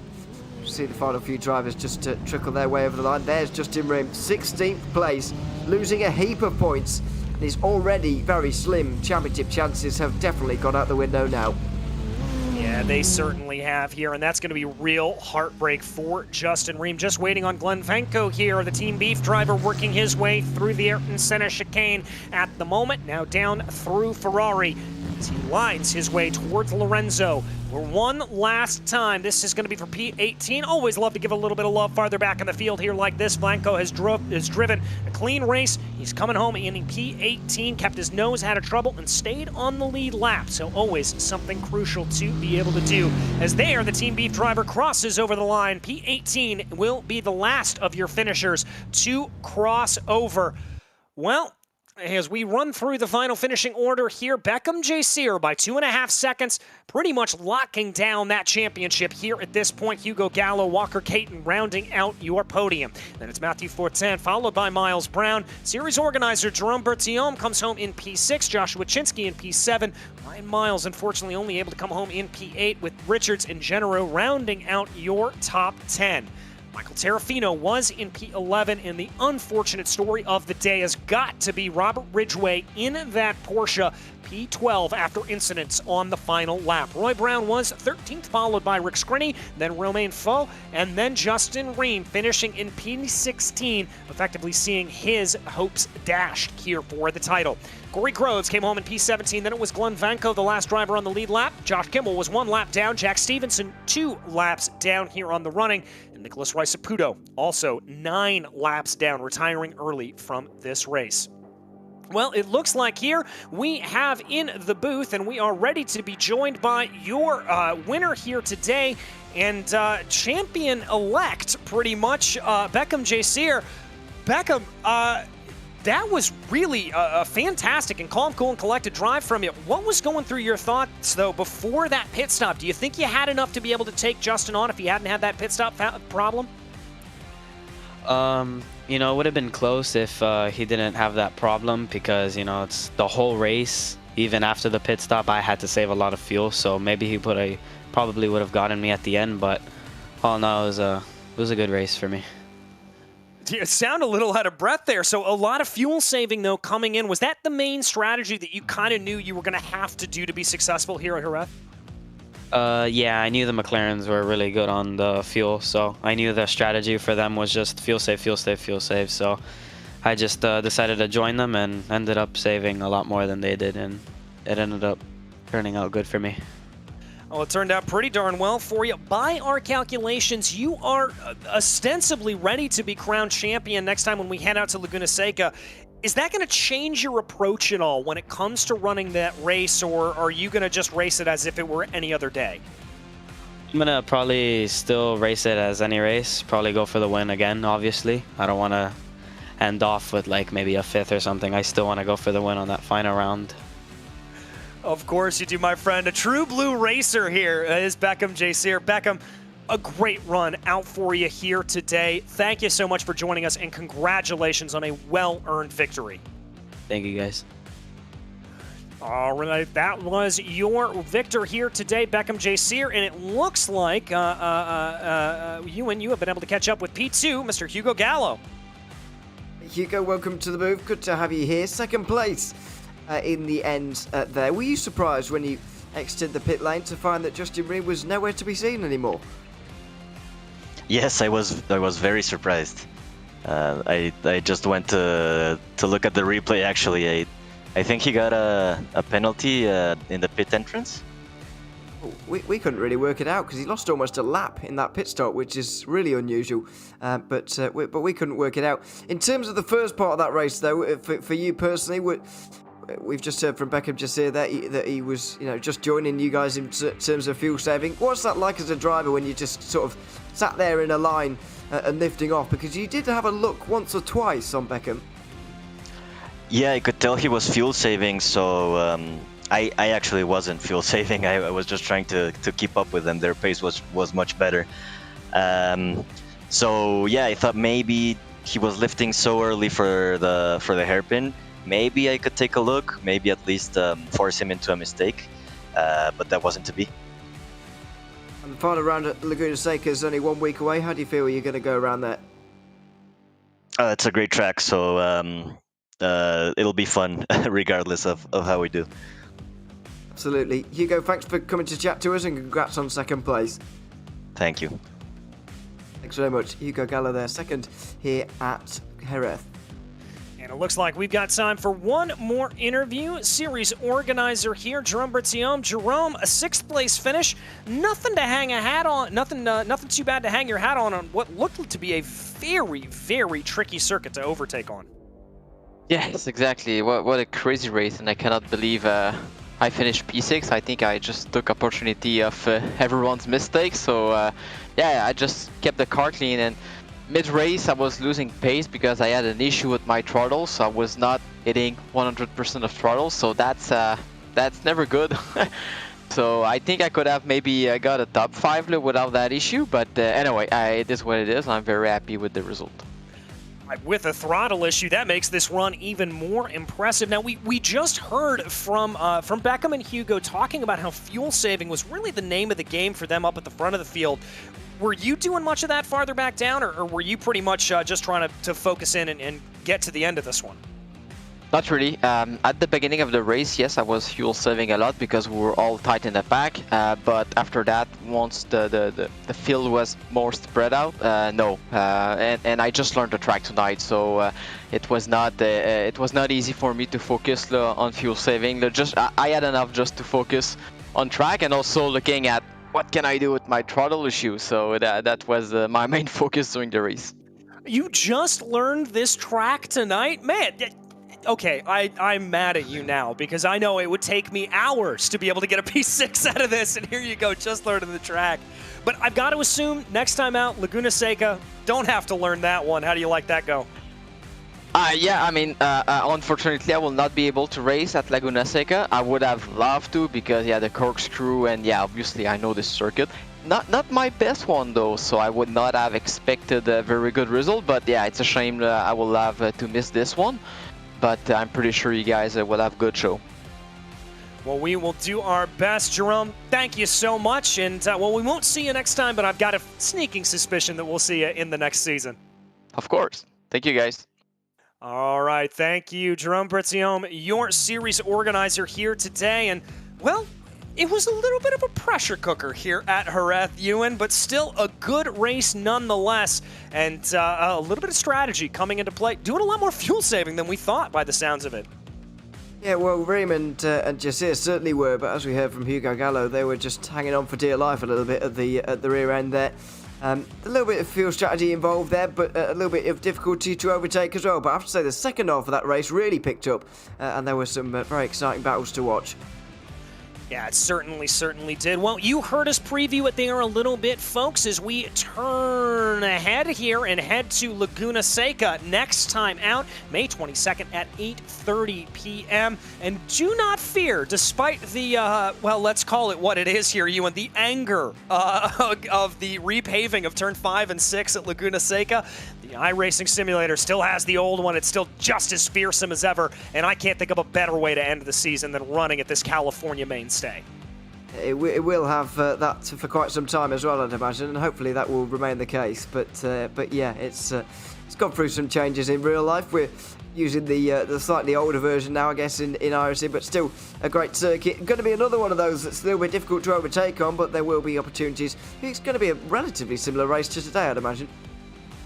Yeah, I've got to imagine it will be as well. But as for tonight, that's going to wrap up our coverage here from the Production Car Challenge and from the GT4 Sprint Series. It's been an absolute pleasure to bring you everything here today. And on behalf of the entire team here at RaceSpotTV, myself, DJ Clark, Ewan O'Leary, who's joined me here in the booth, and Dustin Ollis, who has brought you the amazing pictures and the side-by-sides.